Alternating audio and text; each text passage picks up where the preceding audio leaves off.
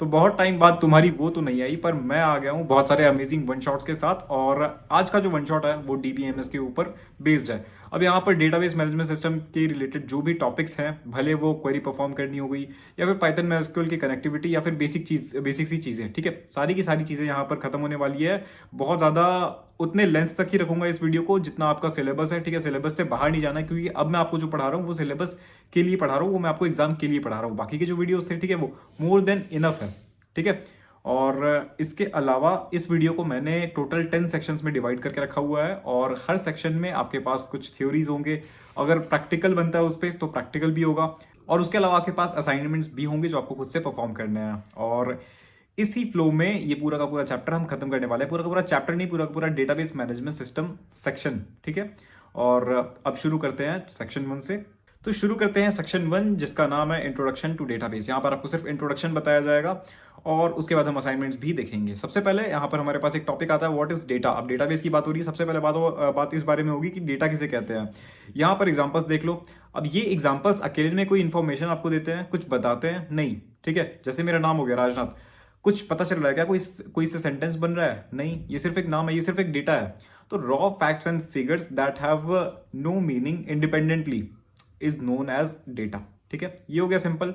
अब आगे बढ़ते हैं। इसके अलावा हमारे पास आता है कि इंफॉर्मेशन क्या होती है। अब देखो, अब अलग अलग डेटा को आप अच्छे से अरेंज करके रखो, जैसे कि एक टेबल में, ठीक है, आप टेबल में अरेंज करके रख सकते हो, या फिर इंग्लिश ग्रामर का यूज करके आप एक सेंटेंस बना दो, ठीक है। तो वो भी एक डेटा, वो भी एक इंफॉर्मेशन हो गया। तो डेटा को आप अच्छे से इस तरह से इस ऑर्डर में आप अरेंज करो कि वो एक इंफॉर्मेशन कन्वे करे, तो उसे एक मीनिंग कन्वे करे, उसे हम कहते हैं एक इंफॉर्मेशन, ठीक है। तो अब हम डेटा और इंफॉर्मेशन में डिफरेंस देखना चाहें तो क्या क्या हो सकता है।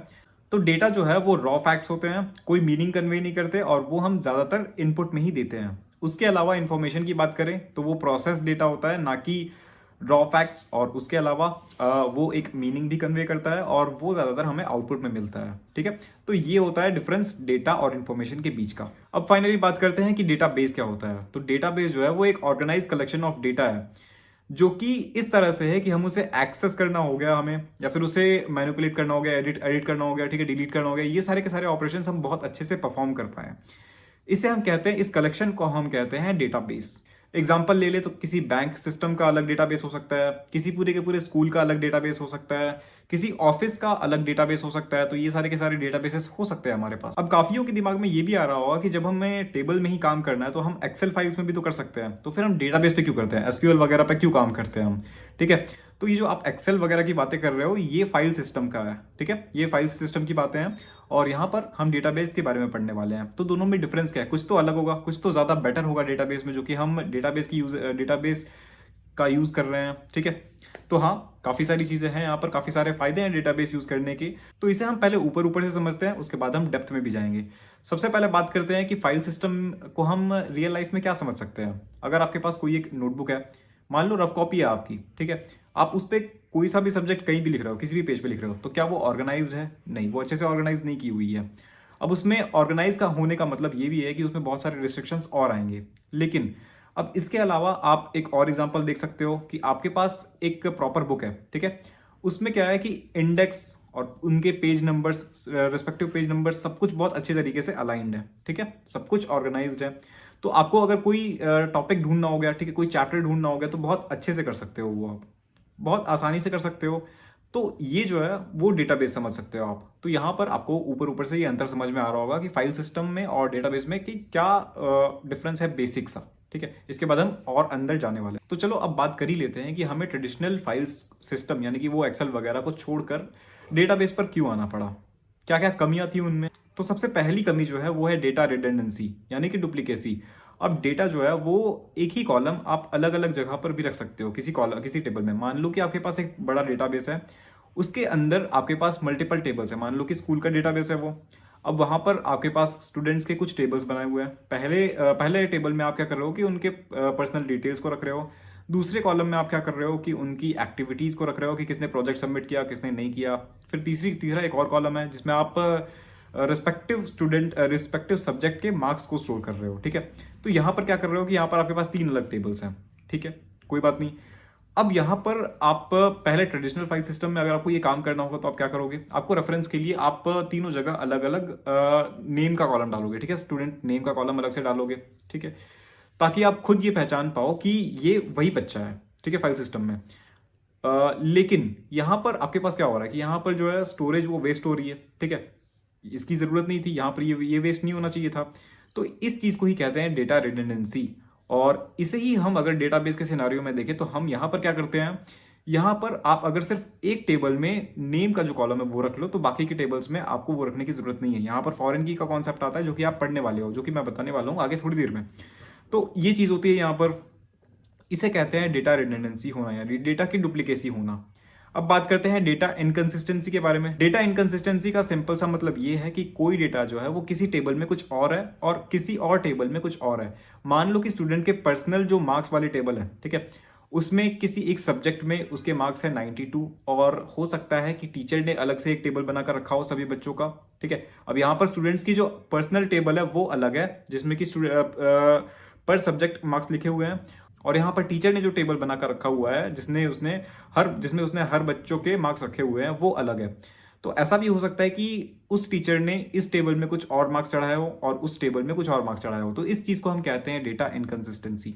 ये चीजें पॉसिबल है ट्रेडिशनल फाइल सिस्टम में, लेकिन इन चीजों को अच्छे से रोका जा सकता है जब हम डेटाबेस मैनेजमेंट सिस्टम का यूज करें। तीसरी जो प्रॉब्लम है वो ये आ सकती है कि आपको डेटा को एक्सेस करने में दिक्कत होगी, ठीक है। मान लो आप फाइल सिस्टम का यूज कर रहे हो तो फिर वहां पर आपको सर्च करने की जरूरत पड़ेगी कि आपके पास ये जो डेटा, ये पर्टिकुलर डेटा है वो कहां पर एग्जिस्ट करता है। आप सर्च बॉक्स पर टाइप करोगे उसका नाम, फिर वो आपका जो सिस्टम है उसे स्कैन करेगा, ठीक है, सारे फोल्डर्स को स्कैन करेगा, तब जाकर आपको बताएगा कि वो यहाँ पर प्रेजेंट है, यहाँ पर प्रेजेंट है। लेकिन डेटाबेस में ये चीज़ नहीं होती। डेटाबेस पे आपको सिर्फ कमांड्स लिखने होते हैं और आप आराम से अपना जो डेटा है, रिक्वायर्ड डेटा, वो एक्सेस कर सकते हो। चौथी जो प्रॉब्लम है वो ये है कि ट्रेडिशनल फाइल सिस्टम में जो सिक्योरिटी होती है वो कॉम्प्रोमाइज की जा सकती है, वो लेस सिक्योर होती है कंपेयर टू डेटाबेस सिस्टम से। अब एक और दिक्कत हमारे पास हो सकती है जिसे हम कहते हैं डेटा इंटीग्रिटी की। डेटा इंटीग्रिटी नहीं हो सकती है फाइल सिस्टम में। कैसे?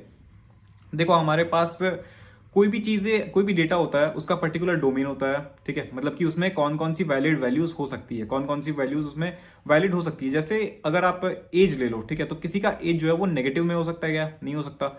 मार्क्स भी नेगेटिव में नहीं हो सकते, मार्क्स हो सकते हैं नेगेटिव में, वो कॉम्पिटेटिव एग्जाम का अलग सिस्टम होता है, लेकिन ऐसे बोर्ड्स वगैरह में तो नेगेटिव में नहीं जाते मार्क्स। तो डेटाबेस सिस्टम्स में हम क्या कर सकते हैं कि हम कुछ ना कुछ हर कॉलम में रूल्स और रेगुलेशंस लगा सकते हैं कि इस कॉलम की वैल्यूज नेगेटिव में नहीं होनी चाहिए, या फिर इस कॉलम की वैल्यू इससे ज्यादा नहीं होनी चाहिए, ठीक है, या फिर ये कॉलम जो है वो सिर्फ यूनिक वैल्यू स्टोर करे, ठीक है। ऐसी ऐसी रिस्ट्रिक्शंस हम लगा सकते हैं। तो इसे ही हम कहते हैं डेटा इंटीग्रिटी, जो कि होती है डेटाबेस सिस्टम्स में। तो अब बात करते हैं कि डीबीएमएस क्या होता है। डीबीएमएस यानी डेटाबेस मैनेजमेंट सिस्टम। अब ये मैनेजमेंट सिस्टम है, यानी कि ये सिंपल आपका वो सॉफ्टवेयर है जिससे कि आप अपने डेटाबेस को क्रिएट कर सकते हो, उसमें टेबल्स क्रिएट कर सकते हो, डेटा एक्सेस कर सकते हो, डिलीट कर सकते हो, एडिट कर सकते हो, जो भी करना है आप, ये सारे के सारे ऑपरेशंस आप परफॉर्म कर सकते हो। किसकी मदद से? उस सॉफ्टवेयर की मदद से। और उस सॉफ्टवेयर को हम क्या कहते हैं? डीबीएमएस यानी डेटाबेस मैनेजमेंट सिस्टम। तो ये यूजर और डेटाबेस के बीच में एक इंटरफेस का काम करता है। तो इसके एग्जांपल्स क्या क्या हो सकते हैं? माइस्क्यूएल, जिस पे हम काम करने वाले हैं, ओरेकल, पोस्टग्रेस, एमएस एक्सेस और ओपन ऑफिस का बेस, ठीक है, ये कुछ एग्जांपल्स हैं डेटाबेस सिस्टम के। तो अब कुछ कंपैरिजंस देख लेते हैं कि फाइल सिस्टम हमें कौन कौन से प्रॉब्लम्स दे रहा था और उनको कैसे सॉल्व कर रहा है डेटाबेस मैनेजमेंट सिस्टम। सबसे पहले बात करते हैं रिडंडेंसी की, यानी डेटा डुप्लीकेसी। अब डेटा डुप्लीकेसी जो है वो फाइल सिस्टम में होती है और इससे हम कम कर सकते हैं डेटाबेस मैनेजमेंट सिस्टम पे। दूसरी चीज है डेटा इनकंसिस्टेंसी, मतलब एक ही चीज के लिए अलग अलग वैल्यूज, ठीक है, और डेटा इनकंसिस्टेंसी को भी हम रोक सकते हैं डेटाबेस मैनेजमेंट सिस्टम की मदद से। तीसरी चीज है डेटा इंटीग्रिटी। अब data integrity database management system में है लेकिन फाइल सिस्टम में कम है। इसके अलावा सिक्योरिटी फाइल सिस्टम में कम है, डेटाबेस मैनेजमेंट सिस्टम में ज्यादा सिक्योरिटी होती है। और एक और चीज ये है कि फाइल का एक्सेस कर पाना, जो कि फाइल सिस्टम में काफी स्लो है और डेटाबेस मैनेजमेंट सिस्टम में फास्ट है। तो यहाँ पर हमारे पास जो सेक्शन 1 है वो खत्म होता है और अब हमारे पास आता है असाइनमेंट 1। यहाँ पर कुछ क्वेश्चंस हैं, तो आपको इन्हें ध्यान में रखना है और अगर आपसे ये सॉल्व नहीं हो पाते हैं तो आपको इनके आंसर्स खुद ढूंढने हैं। अब बारी है सेक्शन 2 की, और इस सेक्शन में हम बस ये देखने वाले हैं कि हम किस तरह से अपने डेटा को टेबल में स्टोर करके रखते हैं और उसमें कौन कौन सी नई चीजें आती हैं हमारे पास जब हम टेबल में स्टोर करके रखते हैं। तो सबसे पहला क्वेश्चन यहाँ पर ये उठता है कि डेटा मॉडल क्या होता है। अब जब भी आपसे डेटा मॉडल पूछा जाए तो डेटा मॉडल वो तरीका है जिससे हम डेटाबेस में अपने फाइल्स को ऑर्गेनाइज करते हैं। कौन कौन से तरीके होते हैं हमारे पास? आपके पास हायरार्किकल मॉडल हो सकते हैं, आपके पास ऑब्जेक्ट ओरिएंटेड मॉडल हो सकते हैं, आपके पास रिलेशनल मॉडल हो सकते हैं, आपके पास नेटवर्क मॉडल्स हो सकते हैं, और अभी जो सबसे ज़्यादा हम यूज़ करते हैं वो होता है रिलेशनल मॉडल, और उसके बारे में ही हम पढ़ने वाले हैं। और ये जो पूरा का पूरा सेक्शन है, अभी सेक्शन 2 जो चल रहा है, इसमें ही हम इस चीज़ पे फोकस करने वाले हैं कि ये रिलेशनल मॉडल आखिर होता क्या है। ठीक है, रिलेशनल मॉडल यानी सिंपल सी बात ये है कि आप अपने डेटा को टेबल्स में ऑर्गेनाइज करके रखते हो, यानी रोज और कॉलम्स के फॉर्म में ऑर्गेनाइज करके रखते हो।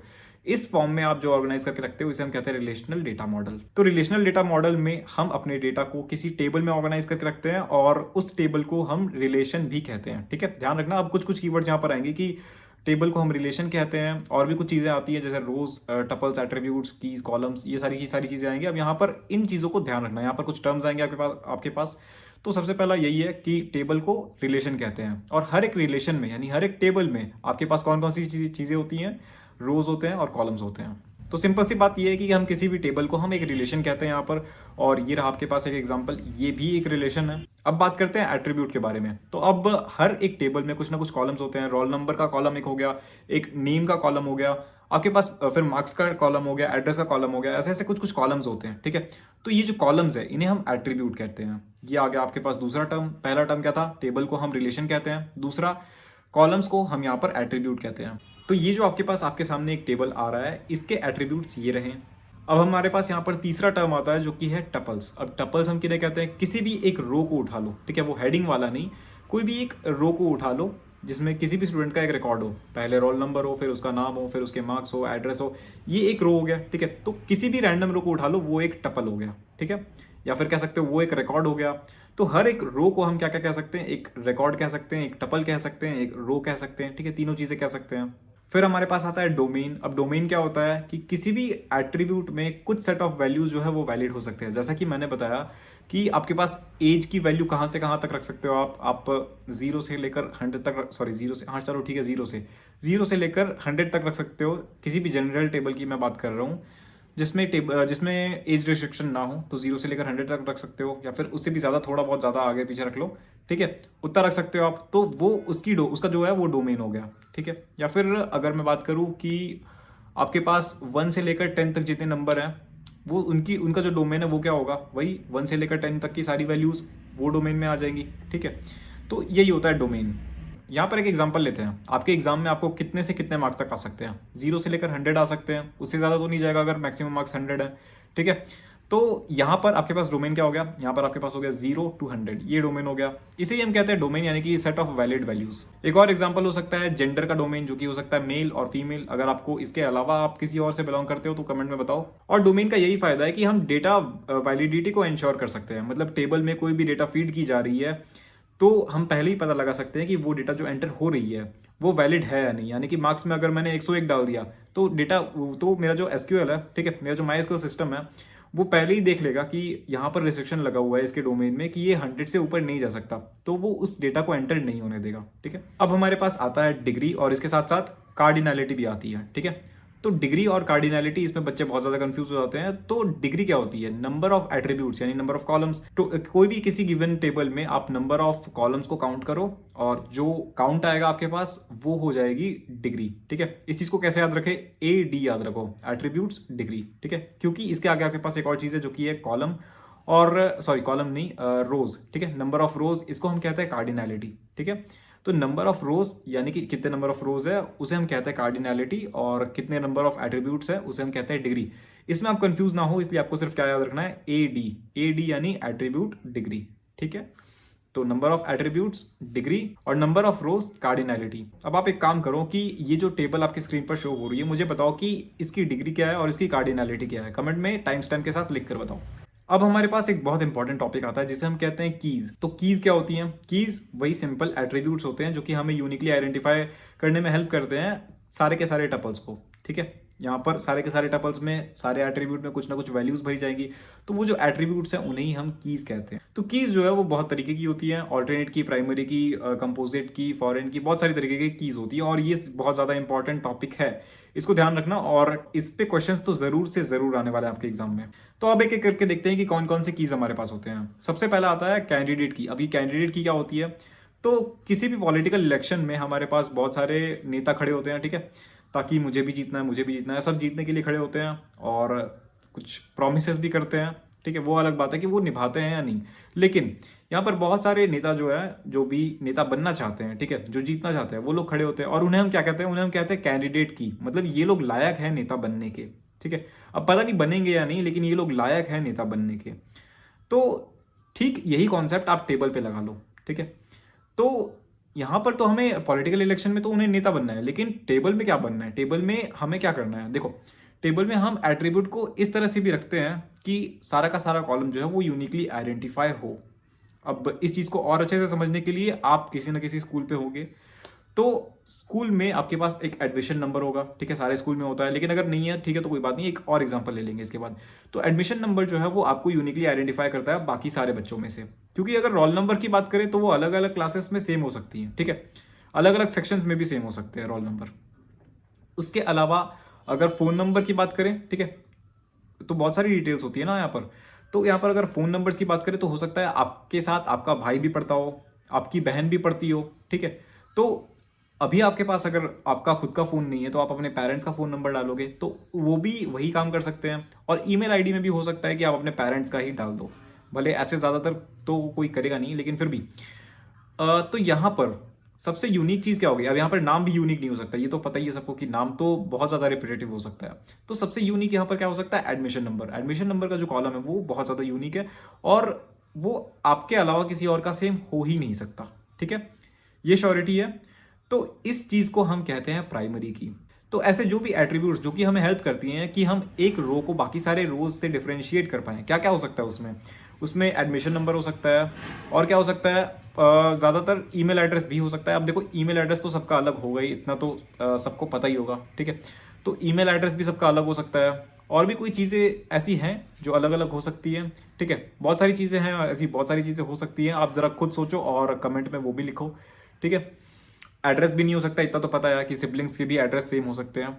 तो ठीक है, तो हमारे पास कुछ कॉलम्स ऐसे होते हैं जो कि यूनिक वैल्यूज़ को स्टोर कर पाते हैं सारे के सारे रिकॉर्ड्स में। ठीक है, जैसे वो एडमिशन नंबर हो गया। अब देखो, इसके अलावा एक और एग्जांपल लेते हैं, किसी दो क्लास की बात करते हैं। ठीक है, अब दो क्लासेस में क्या हो सकता है कि नाम बच्चों के अलग अलग हो सकते हैं, सेम भी हो सकते हैं। ठीक है, यहाँ पर दिक्कत आ जाएगी। रोल नंबर भी सेम होगा, ठीक है ना। यहाँ पर रोल नंबर सेम हो सकता है, मतलब इस क्लास में कोई एक रोल नंबर, मान लो रोल नंबर 2 कोई और इंसान है, इस क्लास में रोल नंबर 2 ऑब्वियसली कोई और इंसान होगा। लेकिन अगर हम एक सेपरेट टेबल लेकर बात करें तो वहां पर जो है वो रोल नंबर का रिप्रेजेंटेशन नहीं होगा। मतलब अगर रोल नंबर 2 कोई एक इंसान है तो ऐसा नहीं है कि अब फिर से रोल नंबर 2 कोई और इंसान होगा किसी एक क्लास में। ठीक है, तो यहाँ पर अगर हम किसी क्लास की बात करें तो आप रोल नंबर को एक प्राइमरी की या फिर कह सकते हैं एक कैंडिडेट की मान सकते हो।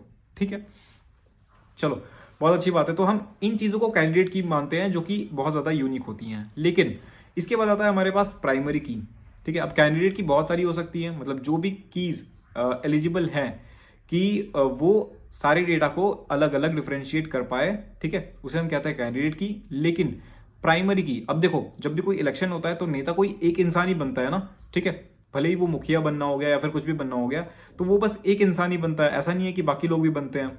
तो अब देखो, जो एक इंसान बना है, ठीक है, वही रूल हम यहाँ पर अप्लाई करते हैं अपने डेटाबेस में या फिर अपने टेबल में। अलग अलग रोज के अलग अलग इंसान को या फिर अलग अलग रिकॉर्ड्स को हमने यूनिकली सेपरेट कर तो लिया, लेकिन हमने सिर्फ एक कॉलम को प्राइमरी की बनाया हुआ है। अब हमने सिर्फ एक कॉलम को प्राइमरी की इसलिए बनाया हुआ है कि हम बिल्कुल श्योर हैं कि अब यहाँ पर तो वैल्यूज रिपीट नहीं हो सकती है, बिल्कुल ज़्यादा श्योर है। तो हम किसी एक कॉलम को ये बता देते हैं कि तुम जो है वो प्राइमरी की बन जाओ। ठीक है, अब हम उसे ही मानकर चलते हैं, बाकी सारी की सारी भले ही एलिजिबल है, लेकिन हम किसी एक को ही बनाते हैं प्राइमरी की। ठीक है, तो ये होती है प्राइमरी की। तो प्राइमरी की जब भी हम किसी टेबल को क्रिएट करते हैं तो हम चूज करते हैं कि किसी एक एट्रीब्यूट को, किस एट्रीब्यूट को हम प्राइमरी की बनाना चाहते हैं, ताकि डेटा जो है वो डुप्लीकेट ना हो पाए। ठीक है, प्राइमरी की कुछ और खासियत है। पहली खासियत तो ये है कि यहाँ पर सिर्फ यूनिक वैल्यूज जाएंगी। और हाँ, डेटाबेस में हमारे पास एक चीज़ आती है जिसे हम कहते हैं नल, यानी कि खाली वैल्यू, इसमें कोई वैल्यू नहीं है। तो किसी भी कॉलम में, किसी भी रो में, मतलब किसी भी एक सेल में, ठीक है, हम एक नल वैल्यू स्टोर कर सकते हैं। नल वैल्यू यानी कि एम्प्टी वैल्यू, कोई भी वैल्यू वहाँ पर नहीं है। ठीक है, इसे हम कहते हैं नल। ठीक है, अभी बहुत सारी जगह पर हम नल रख सकते हैं, बहुत सारी जगहों पे हम नल नहीं रख सकते हैं, वो एक रिस्ट्रिक्शन होती है। तो प्राइमरी की में बाय डिफॉल्ट ये रिस्ट्रिक्शन होती है कि वहाँ पर आप नल नहीं रख सकते। ठीक है, तो प्राइमरी की में दो चीज़ें होती हैं, पहला तो वो हमेशा यूनिक होगा, दूसरा उसमें नल वैल्यूज़ आप नहीं रख सकते। अब हमारे पास आता है ऑल्टरनेट की। अब ऑल्टरनेट की क्या होता है, जैसे कि आपने पॉलिटिकल इलेक्शन में देखा कि बहुत सारे कैंडिडेट्स थे, उसमें बना सिर्फ एक ही मुखिया। लेकिन वही चीज़ अब डेटाबेस में क्या हो सकता है कि बहुत सारे कैंडिडेट कीज थे लेकिन उसमें बना सिर्फ एक ही प्राइमरी की, तो बाकी के जो हमारे पास कीज रह गए हैं, मतलब कि सारे के सारे कैंडिडेट कीज, उन सब में से अगर हम प्राइमरी की को हटा दें तो हमारे पास जितने भी कीज बचे उन्हें हम क्या कहते हैं, ऑल्टरनेट कीज। अब हमारे पास आता है फॉरेन की, और ये बहुत ज्यादा इंपॉर्टेंट है। फॉरेन की क्या करता है, फॉरेन की जो है वो अलग अलग टेबल्स में, यानी कि एक ही डेटाबेस के अंदर अलग अलग टेबल्स में रिलेशनशिप एस्टैब्लिश करने में हेल्प करता है। ठीक है, कैसे रिलेशनशिप, मतलब मान लो कि आपके पास दो टेबल्स हैं, दोनों में आपके पास किसी एक स्टूडेंट के अलग अलग किसी स्टूडेंट के अलग अलग इन्फॉर्मेशन रखे हुए हैं। ठीक है, जैसा पहला टेबल है उसमें स्टूडेंट का जो पर्सनल डिटेल है वो रखा हुआ है, दूसरा टेबल है उसमें स्टूडेंट का जो मार्क्स है वो भी रखा हुआ है। अब मान लो कि दोनों में नेम भी है, ठीक है, स्टूडेंट का नेम भी है, तो अगर आप एक में चेंज करते हो तो वो चेंज जो है वो दूसरे में रिफ्लेक्ट होगा, या फिर अगर आप उस पूरे के पूरे रिकॉर्ड को डिलीट करते हो एक से, तो वो दूसरी जगह से भी डिलीट हो जाएगा। ठीक है, तो ये जो है वो रिलेशनशिप इस्टेब्लिश किया हुआ है इन दोनों टेबल्स में। और रिलेशनशिप इस्टेब्लिश करने का मतलब ये है कि हमारा जो डेटाबेस सिस्टम है, डेटाबेस मैनेजमेंट सिस्टम है, वो ये समझता है कि ये जो रिकॉर्ड है और इस टेबल का ये जो रिकॉर्ड है वो सेम रिकॉर्ड है। ठीक है, मतलब वो सेम इंसान का रिकॉर्ड है। ये चीज लिंक किया हुआ है किसने, हमारे डेटाबेस मैनेजमेंट सिस्टम ने। कैसे लिंक किया हुआ है, फॉरेन की हेल्प से। तो फॉरेन की क्या होती है, तो फॉरेन की जो है वो एक ऐसा एट्रीब्यूट होता है जो दूसरे कॉलम के प्राइमरी की को रेफर करता है। ठीक है, प्राइमरी की ही यहाँ पर हेल्प ली जाती है। तो मान लो हमारे पास दो टेबल है, इस टेबल में हमारे पास कोई एक प्राइमरी की है, इस टेबल में हमारे पास कोई एक एट्रीब्यूट है जिसे हम रेफर कर रहे हैं इसके प्राइमरी की से। ठीक है, तो इसके प्राइमरी की से रेफर कर रहे हैं, तो ये जो हमारा है ये फॉरेन की है। तो इन दोनों की मदद से हम क्या कर रहे हैं, रिलेशनशिप एस्टैब्लिश कर पा रहे हैं। तो फॉरेन की का काम यही होता है कि दो टेबल्स के बीच में रिलेशनशिप एस्टैब्लिश करके रखना। और ये था सेक्शन 2। और अब हमारे पास एक और असाइनमेंट आता है, और इस असाइनमेंट में भी आपको ये जो क्वेश्चंस है उन्हें खुद से ट्राई करना है, और अगर आप नहीं कर पाते हो तो खुद से आपको उनके आंसर्स ढूंढने हैं। तो अब हमारे पास आता है सेक्शन 3, और इसमें हम देखने वाले हैं कि हम अपने डेटाबेस को कैसे सेटअप कर सकते हैं और कुछ बेसिक एसक्यूएल कमांड्स। ठीक है, चलो शुरू करते हैं। तो अब हम बात करते हैं कि ये एसक्यूएल क्या होता है। एसक्यूएल यानी स्ट्रक्चर्ड क्वेरी लैंग्वेज। और ये स्ट्रक्चर्ड क्वेरी लैंग्वेज क्या होती है, अब देखो ये कोई प्रोग्रामिंग लैंग्वेज नहीं है, ध्यान रखना, ये एक क्वेरी लैंग्वेज है। ये हमें हेल्प करती है कि हम अपने डेटाबेस मैनेजमेंट सिस्टम के साथ कम्युनिकेट कर पाएं। अब कम्युनिकेट कर पाएं का इसका मतलब ये है कि हम अपने डेटा को इंसर्ट कर पाएं, डेटाबेस बना पाएं, टेबल बना पाएं, और उसमें एक मैनिपुलेशन परफॉर्म कर पाएं। ठीक है, कुछ अपडेट कर पाएं, ये सारी चीज़ें होती हैं। इसे हम कहते हैं कुछ डेटाबेस ऑपरेशंस। और अगर आपको डेटाबेस ऑपरेशंस आप अगर कभी भूल जाओ तो आपको सिर्फ CRUD याद रखना है, CRUD, यानी कि क्रिएट, रीड, अपडेट और D फॉर डिलीट। ठीक है, तो ये कुछ डेटाबेस ऑपरेशंस हैं, ये आप परफॉर्म करते हो किस पे, डेटाबेस मैनेजमेंट सिस्टम पे। और डेटाबेस मैनेजमेंट सिस्टम से आप कैसे कम्युनिकेट करते हो, एसक्यूएल के थ्रू। आपके पास और भी तरीके हैं, लेकिन आप जो क्लास 12th में पढ़ने वाले हो, जो आपके सिलेबस में, वो है एसक्यूएल यानी स्ट्रक्चर्ड क्वेरी लैंग्वेज, जो कि एक क्वेरी लैंग्वेज है जो कि आपको हेल्प करती है कि आप अपने डेटाबेस मैनेजमेंट सिस्टम से कम्युनिकेट कर पाओ। बहुत हो गया एसक्यूएल का इंट्रोडक्शन, आगे बढ़ते हैं। तो अभी बात करते हैं टाइप्स ऑफ एसक्यूएल कमांड्स के बारे में। एसक्यूएल कमांड्स के टाइप्स भी होते हैं कुछ। पहला DDL होता है, फिर DML होता है। हमें बस इन दोनों के बारे में पढ़ना है क्लास 12th में तो, लेकिन इसके अलावा DCL, TCL भी होते हैं, यानी कि data control language, transaction control language. फिलहाल हमें क्या पढ़ना है, हमें दो टाइप्स के बारे में पढ़ना है, जो कि है DML और DDL। DML यानी डेटा मैनिपुलेशन लैंग्वेज, DDL यानी डेटा डेफिनेशन लैंग्वेज। अब डेटा डेफिनेशन लैंग्वेज और डेटा मैनिपुलेशन लैंग्वेज का क्या पर्पस होता है, वो आप नाम से ही समझ सकते हो। डेटा मैनिपुलेशन लैंग्वेज मतलब आप डेटा में छेड़छाड़ कर रहे हो। ठीक है, और डेटा डेफिनेशन लैंग्वेज मतलब डेटा के डेफिनेशन में आप छेड़छाड़ कर रहे हो। अब ये डेटा डेफिनेशन क्या होता है, देखो अब डेटाबेस में क्या होता है कि चीज़ें बहुत ज़्यादा रिस्ट्रिक्टेड होती है, मतलब कि उसमें डोमेन की वैल्यूज भी हो सकती है रिस्ट्रिक्शंस। ठीक है, किस चीज़ को आप प्राइमरी की बनाना चाहते हो, ये रिस्ट्रिक्शन हो सकता है। ठीक है, किस चीज़ में नल वैल्यूज नहीं रहनी चाहिए, ये रिस्ट्रिक्शन रख सकते हो। किस चीज़ में आप सिर्फ यूनिक वैल्यूज रखना चाहते हो, ये रिस्ट्रिक्शन रख सकते हो। ठीक है, तो बहुत सारी चीज़ें यहाँ पर रिस्ट्रिक्टेड होती हैं। और अभी यहाँ पर हम इस चीज़ को इंश्योर करने के लिए हम क्या करते हैं कि हम सारी चीज़ों का अलग अलग डेफिनेशन देते हैं। हम अपने टेबल में भी जितने सारे एट्रीब्यूट बनाते हैं, तो जितने सारे कॉलम्स हमारे पास रहते हैं, उन सारे के सारे कॉलम का हम कुछ ना कुछ डेफिनेशन देते हैं। मतलब कि इस कॉलम में किस डेटा टाइप की वैल्यूज जानी चाहिए, किस तरह की वैल्यू जाना चाहिए, उनकी क्या वैलिडिटी, या फिर क्या कह सकते हैं कि क्या डोमेन हो सकता है उनका। ठीक है, तो ये सारे के सारे डेफिनेशंस हम खुद से लिखते हैं, जो भी डेटाबेस डिजाइनर होता है वो खुद से लिखता है वहाँ पर। ठीक है, उसी बेसिस पे वो डेटाबेस को क्रिएट करता है, उसी बेसिस पे वहाँ पर वो टेबल को क्रिएट करता है।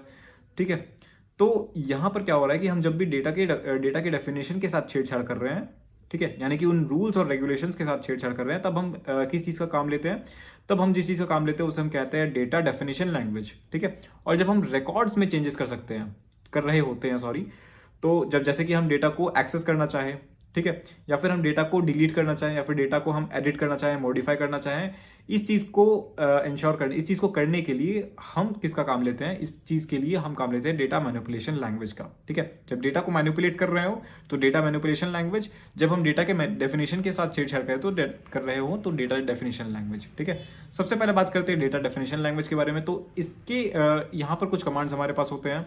कौन कौन से कमांड्स हो सकते हैं हमारे पास डेटा डेफिनेशन लैंग्वेज में? क्रिएट हो सकता है, ड्रॉप हो सकता है, और ऑल्टर हो सकता है। ठीक है, क्रिएट हम कब यूज करते हैं? क्रिएट जब हम डेटाबेस को क्रिएट करते हैं, या फिर जब हम टेबल को क्रिएट करते हैं तब हम क्रिएट यूज कर सकते हैं। ठीक है, ड्रॉप, ड्रॉप हम कब यूज कर सकते हैं? जब हम टेबल को ड्रॉप करवाते हैं। ड्रॉप मतलब कि पूरे के पूरे टेबल को ही ड्रॉप कर दो, यानी कि पूरे के पूरे टेबल को डिलीट कर दो। इसमें आपके जो टेबल का टेबल ही डिलीट हो जाएगा, मतलब इसके अंदर जो रूल्स और रेगुलेशंस लगे हुए हैं वो भी डिलीट हो जाएगा, और टेबल के अंदर जो डेटा था वो भी डिलीट हो जाएगा। ये होता है ड्रॉप में। ठीक है, तो डेटाबेस को ड्रॉप करना हो गया, या फिर टेबल को ड्रॉप करना हो गया, ये आता है डेटा डेफिनेशन लैंग्वेज में। उसके अलावा और क्या आ सकता है डेटा डेफिनेशन लैंग्वेज में? ऑल्टर। ठीक है, ऑल्टर यानी कि रूल्स और रेगुलेशंस में जब आप छेड़छाड़ कर रहे हो, मतलब अगर आपने एक टेबल बना दिया, उसके किसी एट्रीब्यूट में आपने डाला कि ये सिर्फ इंटीजर वैल्यूज लेगा, अब बाद में आप चाह रहे हो कि वो कैरेक्टर वैल्यूज भी ले। ठीक है, तो उस चीज़ में हम काम करते हैं, उस चीज़ में हम किस कमांड का हेल्प लेते हैं? उस चीज़ में हम ऑल्टर कमांड का यूज़ कर सकते हैं। तो हमारे पास कुछ एग्जांपल्स आते हैं डेटा डेफिनेशन लैंग्वेज के: ऑल्टर, ड्रॉप, क्रिएट। ठीक है, और भी एग्जांपल्स हो सकते हैं, आप देख सकते हो। इसके बाद हमारे पास आता है डेटा मैनिपुलेशन लैंग्वेज। और डेटा मैनिपुलेशन लैंग्वेज में आप क्या क्या कर सकते हो? डेटा मैनिपुलेशन लैंग्वेज में आप डेटा में छेड़छाड़ करोगे, यानी कि आप डेटा कुछ इंसर्ट करा सकते हो, या फिर आप जो इंसर्टेड डेटा है उसमें कोई वैल्यूज अपडेट करा सकते हो, या फिर क्या कर सकते हो, या फिर आप डेटा को एक्सेस कर सकते हो, मतलब देख सकते हो। ठीक है, या फिर रिट्रीव करना उसे कह सकते हैं। तो कौन कौन से कमांड्स वहां पर हम यूज कर सकते हैं? रिट्रीव करने के लिए सेलेक्ट। ठीक है, और उसके बाद फिर डेटा को इंसर्ट करवाने के लिए इंसर्ट कमांड अलग से होता है। हम सारे के सारे कमांड्स के स्ट्रक्चर भी देखने वाले हैं, और डेटा अपडेट करवाने के लिए अपडेट कमांड भी होता है हमारे पास। और डिलीट भी हम कर सकते हैं। ठीक है, मैंने आपको बताया था। तो फिर डिलीट, और देखो, तो ये याद रखना कि डिलीट और ड्रॉप में अंतर है। ठीक है, ट्रंकेट भी एक चीज होती है, ठीक है, वो अलग है, उसको भी रहने दो। तो डिलीट और ड्रॉप अंतर होता है, ठीक है, दोनों में। आप डिलीट जब यूज करते हो तब आप किसी रिकॉर्ड को डिलीट करते हो। ठीक है, वहीं जब आप ड्रॉप कर रहे होते हो, ड्रॉप कमांड आप तब यूज कर रहे होते हो जब आप पूरे के पूरे टेबल को ही डिलीट कर रहे होते हो, या फिर पूरे के पूरे डेटाबेस को ही डिलीट कर रहे होते हो। ठीक है, और डिलीट हम तब यूज करते हैं जब हम किसी पर्टिकुलर रो को डिलीट कर रहे होते हैं। ठीक है, किसी पर्टिकुलर रो पे, या फिर किसी सेट ऑफ रोज को हम डिलीट कर रहे होते हैं, उस वक्त हम डिलीट का यूज कर सकते हैं। तो ये होता है डेटा मैनिपुलेशन लैंग्वेज। तो अब हम स्क्रीन पर चलकर प्रैक्टिकली भी देख लेते हैं कि इन चीज़ों को हम कैसे परफॉर्म करते हैं। सबसे पहले हम किसी डेटाबेस को क्रिएट करते हैं। डेटाबेस क्रिएट करने के बाद हम क्या करते हैं? उसके अंदर कुछ टेबल्स को बनाते हैं डेफिनेशंस के साथ, और फिर टेबल को बनाने के बाद हम उसमें कुछ डेटा इंसर्ट भी करा सकते हैं, फिर बाद में उसमें व्यू भी कर सकते हैं। तो कुछ ऑपरेशंस, हमें कुछ प्रैक्टिकल चीज़ें अभी हम देख लेते हैं। तो इस सेक्शन के प्रैक्टिकल में हम यहाँ पर कुछ कमांड्स देखने वाले हैं डेटाबेस से रिलेटेड, टेबल से रिलेटेड नहीं, डेटाबेस से रिलेटेड। तो जल्दी से देख लेते हैं। सबसे पहले अगर हमें देखना है कि हमारे सिस्टम पे अभी कौन कौन से डेटाबेसेस प्रेजेंट है, तो हम क्या लिखेंगे? Show databases, semicolon enter. यहाँ पर शायद कोई गलती हुई है, यहाँ पर बी ए, ठीक है, स्पेलिंग मिस्टेक थी। तो यहाँ पर इस तरह से हम डेटाबेसेस को देख सकते हैं। और अगर मुझे कोई नया डेटाबेस क्रिएट करना है तो उसके लिए मैं लिखूंगा क्रिएट डेटाबेस, और फिर डेटाबेस का नाम। यहाँ पर लिखा हुआ है वन रो अफेक्टेड, एक रो कहाँ पर अफेक्ट हुई होगी? इस टेबल में। ठीक है, तो जरा देख लेते हैं अब कि क्या हमारे पास ये डेटाबेस बनकर आ चुका है। हाँ, यहाँ पर दिख सकता है आपको कि ये स्कूल आ चुका है यहाँ पर, जबकि यहाँ पर स्कूल नहीं था। इसके अलावा हम क्या कर सकते हैं? अगर मुझे डेटाबेस के अंदर घुसना है ताकि मैं उसके अंदर कुछ भी ऑपरेशन कर पाऊँ, जैसे टेबल बनाना हो गया, टेबल डिलीट करना हो गया, कोई रो इंसर्ट करवाना हो गया, ये सब कोई कोई भी काम करना हो गया, तो यहाँ पर मैं क्या करूँगा? मैं लिखूंगा यूज और फिर डेटाबेस का नाम। डेटाबेस का नाम क्या है? School, semicolon enter. तो इस तरह से मैं डेटाबेस के अंदर आ गया। अब मैं चाहूँ तो यहाँ पर कोई भी टेबल क्रिएट कर सकता हूँ, वगैरह वगैरह, कोई भी काम कर सकता हूँ, क्योंकि मैं डेटाबेस के अंदर आ चुका हूँ। खैर, अब मुझे अगर डेटाबेस को डिलीट करना है पूरी तरह से, तो मैं क्या लिखूंगा यहाँ पर? मैं तो फिर मैं ड्रॉप कमांड का यूज करूंगा। मैं लिखूंगा ड्रॉप और फिर डेटाबेस, और फिर डेटाबेस का नाम। डेटाबेस का नाम क्या था? School, semicolon enter. ठीक है, ये भी डिलीट हो चुका। और जरा देख लेते हैं कि हमारे पास कौन कौन से डेटाबेसेस अब प्रेजेंट है। Show show databases, semicolon enter. अब यहाँ पर आपको दिख रहा होगा कि यहाँ पर स्कूल नहीं है। ठीक है, तो ये कुछ कमांड्स थे।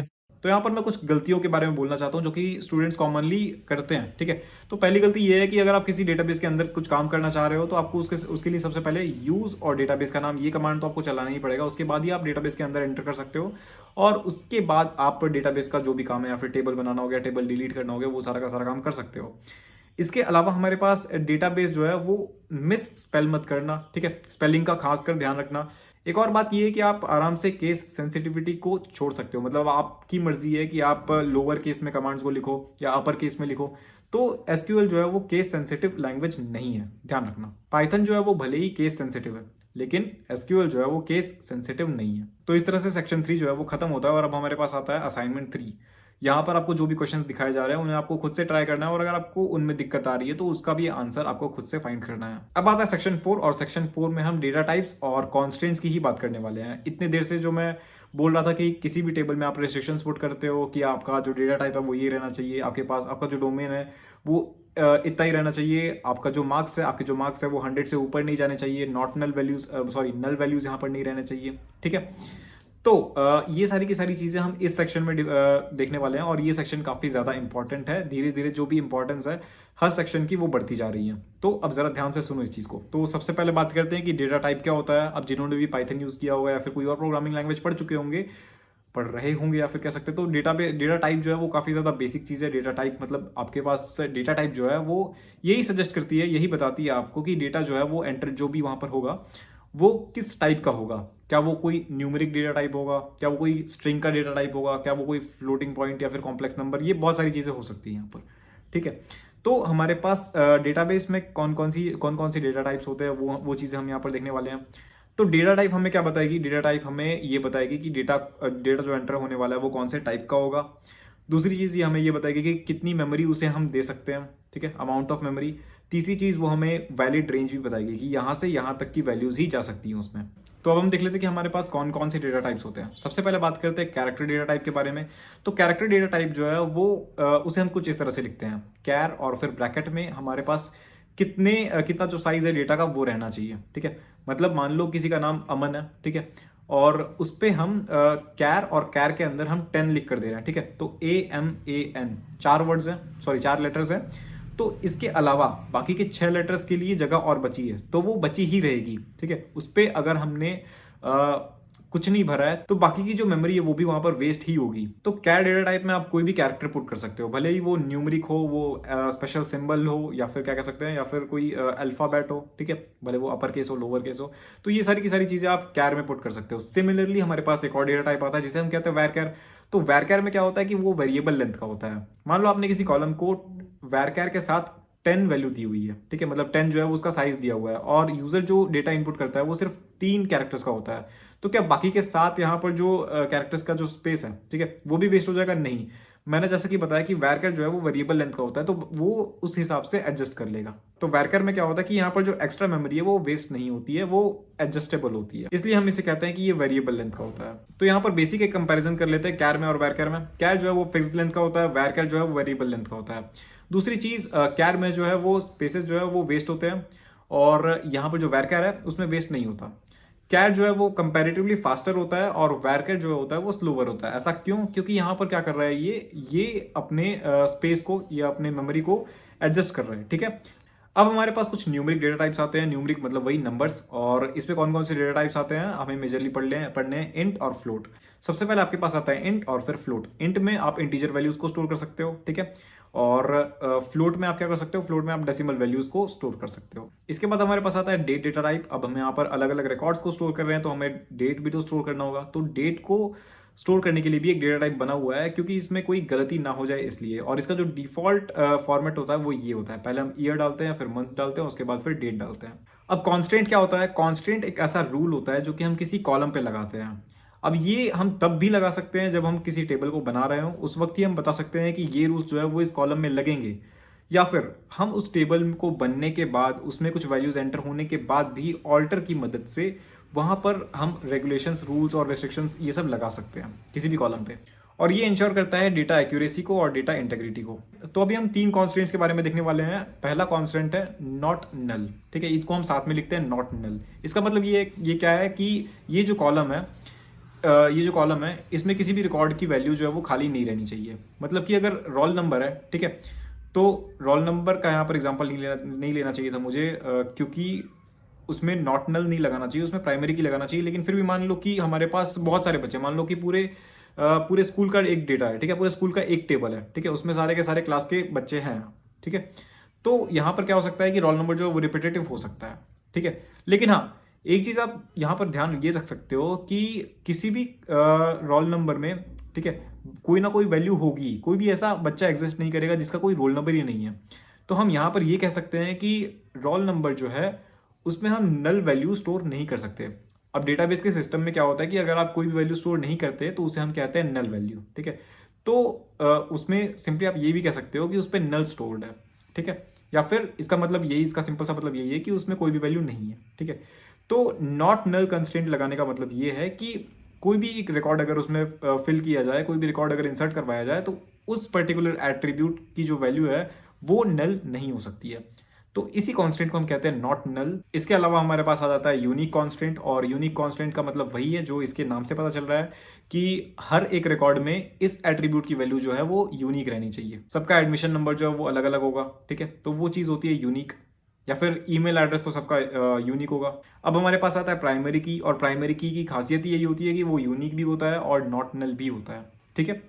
तो अगर आप किसी कॉलम के आगे प्राइमरी की कांस्टेंट डालते हो तो इसका मतलब ये है कि वो नॉट नल वैल्यूज तो सपोर्ट करेगा ही नहीं, और यूनिक वैल्यूज ही सपोर्ट करेगा, ठीक है। इनको आपको सेपरेटली डालने की जरूरत नहीं है, सिर्फ आप प्राइमरी की डाल दो तो चलेगा, ठीक है। और प्राइमरी की आपको पता ही है कि क्या होता है कि वो हमें हेल्प करता है कि हम सारे के सारे रिकॉर्ड्स में अलग अलग रिकॉर्ड्स को डिफ्रेंशिएट कर पाएँ, यूनिकली आइडेंटिफाई कर पाएँ।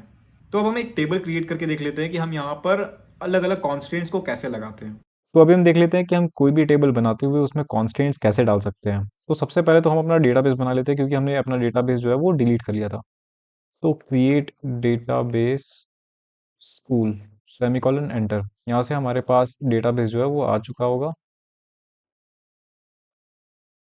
शो डेटाबेसेस, ठीक है, यहाँ पर ये आ चुका है स्कूल। अब हमें क्या करना है, अब हमें इसके अंदर एक टेबल बनाना है। तो हम क्या करेंगे, यूज स्कूल, और इसके अंदर हम टेबल बनाएंगे। तो टेबल बनाने का जो सिंटैक्स है वो ये रहा, क्रिएट टेबल, फिर टेबल के बाद हम टेबल का नाम लिखेंगे स्टूडेंट, और उसके बाद हम यहाँ पर अब पैरेंथेसिस के अंदर हम क्या करेंगे कि कॉलम्स का नाम देते जाएंगे, और कॉलम्स के साथ साथ हम उनका कांस्टेंट भी देते जाएंगे। सबसे पहले रोल नंबर, उसके बाद फिर ये कौन से डेटा टाइप को कंटेन करेगा, इंटीजर, तो हम यहाँ पर सिर्फ इंट लिखेंगे, या फिर अगर इंटीजर भी लिखोगे तो भी कोई दिक्कत नहीं है। और यहाँ पर जब भी आप इंटीजर लिखते हो तो साइज देखना, साइज यहाँ पर देना कोई ज़रूरी नहीं है, आप दे भी सकते हो, नहीं भी दे सकते हो। और इस पे हम कौन सा कांस्टेंट लगाने वाले हैं, इस पे हम प्राइमरी की का कांस्टेंट लगाने वाले हैं। इसके अलावा क्या हमारे पास कोई और कॉलम हो सकता है, इसके अलावा हमारे पास नेम हो सकता है, और नेम में हम कौन सा डेटा टाइप दे सकते हैं, वैरचर, ठीक है, वैरचर। पहले कॉलम का नाम होता है, फिर डेटा टाइप होता है, फिर डेटा टाइप के अंदर हम साइज दे सकते हैं, चलो मैंने यहाँ पर 30 दे देता हूँ। और उसके बाद अगर आपको कोई कांस्टेंट लगाना तो आप लगा सकते हो, जैसे मैं यहाँ पर लगा देता हूँ नॉट नल। एक और कॉलम बनाते हैं, क्लास, ठीक है, क्लास हम इंटीजर डेटा टाइप का रख सकते हैं। उसके अलावा हम क्या कर सकते हैं, परसेंटेज, परसेंटेज, ठीक है, परसेंटेज डेटा टाइप बनाते हैं, परसेंटेज सॉरी परसेंटेज कॉलम बनाते हैं, और इस पे हम कौन सा डेटा टाइप रख सकते हैं, फ्लोट, ठीक है। अब इस चीज़ को हम यहाँ पर एंटर करते हैं सेमीकोलन के बाद। तो अब हम यहाँ पर देख सकते हैं कि क्या हमारे पास कोई टेबल बना हुआ है। उसके लिए जो कमांड है वो ये है, बिल्कुल उसी तरह से जिस तरह से हम डेटाबेसेस देखते थे। शो डेटाबेसेस था डेटाबेसेस के लिए, और टेबल्स के लिए है शो टेबल्स सेमीकोलन एंटर। तो यहाँ पर आपको दिख रहा होगा कि अब मेरे पास एक टेबल आ चुका है जो कि है स्टूडेंट नाम का, ये रहा स्टूडेंट। इस पे कोई अभी डेटा नहीं होगा, लेकिन हाँ हमने इसका एक स्ट्रक्चर बनाकर रखा हुआ है, ठीक है, ये रहा स्ट्रक्चर। स्ट्रक्चर में क्या है, कॉलम के नाम है, और फिर वो कॉलम किस डेटा टाइप की वैल्यूज एक्सेप्ट करता है, और साथ में क्या क्या कांस्टेंट लगे हुए हो सकते हैं उस कॉलम में, वो सारी चीज़ें हम देख सकते हैं। कैसे देख सकते हैं, उसके लिए जो कमांड है वो ये है, DESC, या फिर DESC और RIBE, यानी कि डिस्क्राइब भी आप पूरा लिख सकते हो और DESC भी लिख सकते हो तो चलेगा, ठीक है, DESC, और उसके बाद फिर टेबल का नाम, सेमीकोलन एंटर। ये करने के बाद आपके पास जो टेबल का स्ट्रक्चर है वो सामने आ जाएगा। कॉलम ये रहा, कॉलम जो डेटा टाइप सपोर्ट करेगा वो ये रहा, और फिर नल, ठीक है, नल ये नहीं रह सकता, क्यों, क्योंकि ये प्राइमरी की है, ठीक है। और उसके बाद फिर ये नेम जो है ये भी नल नहीं रह सकता, क्योंकि हमने यहाँ पर नेम में नॉट नल का कांस्टेंट लगाया हुआ था। उसके बाद फिर क्लास है हमारे पास जो कि integer data data type accept करेगा, ठीक है, ये नल हो सकता है, ठीक है। बाकी सेम चीज़ है परसेंटेज के लिए। तो इस तरह से हमारे पास एक टेबल बनकर आ गया, हालांकि इसमें हमने कोई डेटा अभी फीड नहीं कराया हुआ है, वो हम आगे के सेक्शंस में देखने वाले हैं। अब यहाँ पर याद रखने वाली बात यह है कि स्टूडेंट्स जो है वो काफ़ी ज़्यादा कंफ्यूज करते हैं प्राइमरी की को और यूनिक को और नॉट नल को। ये तीनों अलग अलग है, लेकिन ये तीनों अलग अलग हैं, लेकिन प्राइमरी की जो है वो दोनों को कंटेन करता है, याद रखना। तो इसके साथ हमारे पास सेक्शन 4 जो है वो खत्म होता है और अब हमारे पास असाइनमेंट 4 आता है। यहाँ पर भी कुछ क्वेश्चंस हैं और ये आपको खुद से ट्राई करने हैं। अगर आपसे नहीं होता है तो आपको इनके आंसर्स खुद से ढूंढने हैं। अब हमारे पास आता है सेक्शन 5 और सेक्शन 5 जो है इसमें हम डीडीएल कमांड्स के बारे में पढ़ने वाले हैं, यानी data definition language. Data definition language हम कब यूज़ करते हैं? डेटा डेफिनेशन हम तब यूज़ करते हैं जब हम टेबल में जब हम टेबल को क्रिएट कर रहे होते हैं, उस वक्त हम टेबल का कोई ना कोई डेफिनेशन दे रहे होते हैं, मतलब कि इसमें ये सारे के सारे कॉलम्स रहेंगे और इन कॉलम्स में ये सारे रिस्ट्रिक्शंस होने चाहिए, और रिस्ट्रिक्शंस मतलब वही कॉन्स्टेंट्स, ठीक है, जो कि हम पढ़ चुके हैं इससे पहले वाले सेक्शन में। तो डीडीएल कमांड से हम क्या कर सकते हैं? डीडीएल कमांड से हम टेबल के स्ट्रक्चर पे काम कर सकते हैं। टेबल के स्ट्रक्चर पे काम करने का मतलब क्या है? टेबल के स्ट्रक्चर पे काम करने का मतलब ये है कि टेबल के स्ट्रक्चर को हम देख सकते हैं, ठीक है, टेबल के डेफिनेशन को हम देख सकते हैं, टेबल पे कुछ और ऐड कर सकते हैं, टेबल को डिलीट कर सकते हैं और सबसे इंपॉर्टेंट टेबल को क्रिएट कर सकते हैं। तो टेबल को क्रिएट करने के अलावा और भी बहुत सारी चीज़ें आ सकती हैं, जैसे कि टेबल के स्ट्रक्चर को देखना, या फिर टेबल के स्ट्रक्चर में कोई और एक कॉलम ऐड करना, या फिर किसी एक कॉलम का कोई एक कॉन्स्टेंट चेंज करना। बहुत सारी चीज़ें हो सकती है, तो इन्हें हम प्रैक्टिकली एक एक करके देख लेते हैं। तो अब तक हमने ये देख लिया है कि हम टेबल को कैसे बनाते हैं, और शो टेबल्स क्या करता है, टेबल्स की लिस्ट दिखाता है। और अगर हमें टेबल का स्ट्रक्चर देखना हो तो हम डीईएससी का यूज़ करते हैं। खैर, अब हम टेबल के स्ट्रक्चर पे थोड़ा मैनिपुलेशन देखने वाले हैं, मतलब कि टेबल के स्ट्रक्चर के साथ छेड़छाड़ करने वाले हैं। सबसे पहले हम एक चीज़ ट्राई करते हैं कि यहाँ पर भी बहुत सारे एट्रीब्यूट्स हैं, रोल नंबर है, नेम है, क्लास है, परसेंटेज है। चलो एक ईमेल का भी एट्रीब्यूट ऐड कर देते हैं। तो उसके लिए हम क्या कर सकते हैं, उसके लिए जब भी हमें टेबल के स्ट्रक्चर में चेंजेस करने हो, तब हम ऑल्टर कमांड का यूज़ करने वाले हैं, ठीक है। तो उसका स्ट्रक्चर कुछ इस तरह से रहेगा, ऑल्टर टेबल, ठीक है, और फिर टेबल का नाम स्टूडेंट, ठीक, और फिर ऑल्टर टेबल, टेबल नेम, और उसके बाद फिर जब आप जो भी एट्रीब्यूट डालने वाले हो वो लिख सकते हो यहाँ पर। यहाँ पर मैं लिखूंगा ऐड, और उसके बाद फिर ईमेल, ठीक है। और ईमेल जो है वो क्या रहेगा, वैरकर डेटा टाइप का रहेगा। इसके अंदर मैं 50 का साइज देता हूँ, ठीक है। और इतना काफ़ी है। अगर आप चाहो तो इस पे नॉट नल भी लगा सकते हो, या फिर यूनिक तो रहेगा ही है, ठीक है। Semi colon enter. तो अब यहाँ पर मेरे पास ये जो कॉलम है वो ऐड हो चुका है। अगर मुझे देखना हो तो मैं वापस से डी ई एस सी करूँगा, D E S C students, student था या स्टूडेंट था शायद। तो सेमी कॉलन एंटर। अब आपको यहाँ पर दिख रहा होगा कि ईमेल जो है वो वैरकर आ चुका है, और अगर की यहाँ पर आप देखो तो ये यूनिक है, ठीक है। ये सिर्फ यूनिक वैल्यूज ही एक्सेप्ट करेगा। और अब अगर मुझे ईमेल वाले एट्रीब्यूट को डिलीट करना हो, ठीक है, तो उसके लिए मैं क्या करूँगा, मैं यहाँ पर ड्रॉप कमांड का यूज़ करूँगा। कैसे करते हैं वो, इस बार भी हम क्या लिखेंगे, ऑल्टर टेबल, ठीक है, और टेबल का नाम क्या है, स्टूडेंट, ऑल्टर टेबल स्टूडेंट, और उसके बाद फिर हम यहाँ पर क्या लिखेंगे, ड्रॉप। और फिर ड्रॉप के बाद मेरे पास क्या है, ईमेल। ईमेल को मैं ड्रॉप करने वाला हूँ, तो सेमीकोलन के बाद मैं एंटर करूँगा, ठीक है। अब अगर मैं फिर से डिस्क्राइब करूँ स्टूडेंट को, तो आप यहाँ पर देख सकते हो कि ईमेल का जो कॉलम है वो यहाँ से जा चुका है, ठीक है। तो इस तरह से हम एट्रीब्यूट्स को ऐड भी कर सकते हैं और डिलीट भी कर सकते हैं। इसके अलावा अगर हम बात करें कि प्राइमरी की जो है हमारे पास दो चीज़ें और है अभी। यहाँ पर डेटा अपने टेबल के स्ट्रक्चर में चेंजेस करने के लिए दो चीज़ें और है। दो चीज़ें हमने देख ली कि हम एक नया एट्रीब्यूट कैसे ऐड करते हैं, और एक नया और एट्रीब्यूट को कैसे डिलीट करते हैं। खैर, अब हम क्या देखने वाले हैं कि हम प्राइमरी की को कैसे ऐड करवाते हैं और प्राइमरी की को कैसे डिलीट करते हैं। सबसे पहले ये देख लेते हैं कि हम हमारे पास ये ऑलरेडी प्राइमरी की बना हुआ है, ठीक है।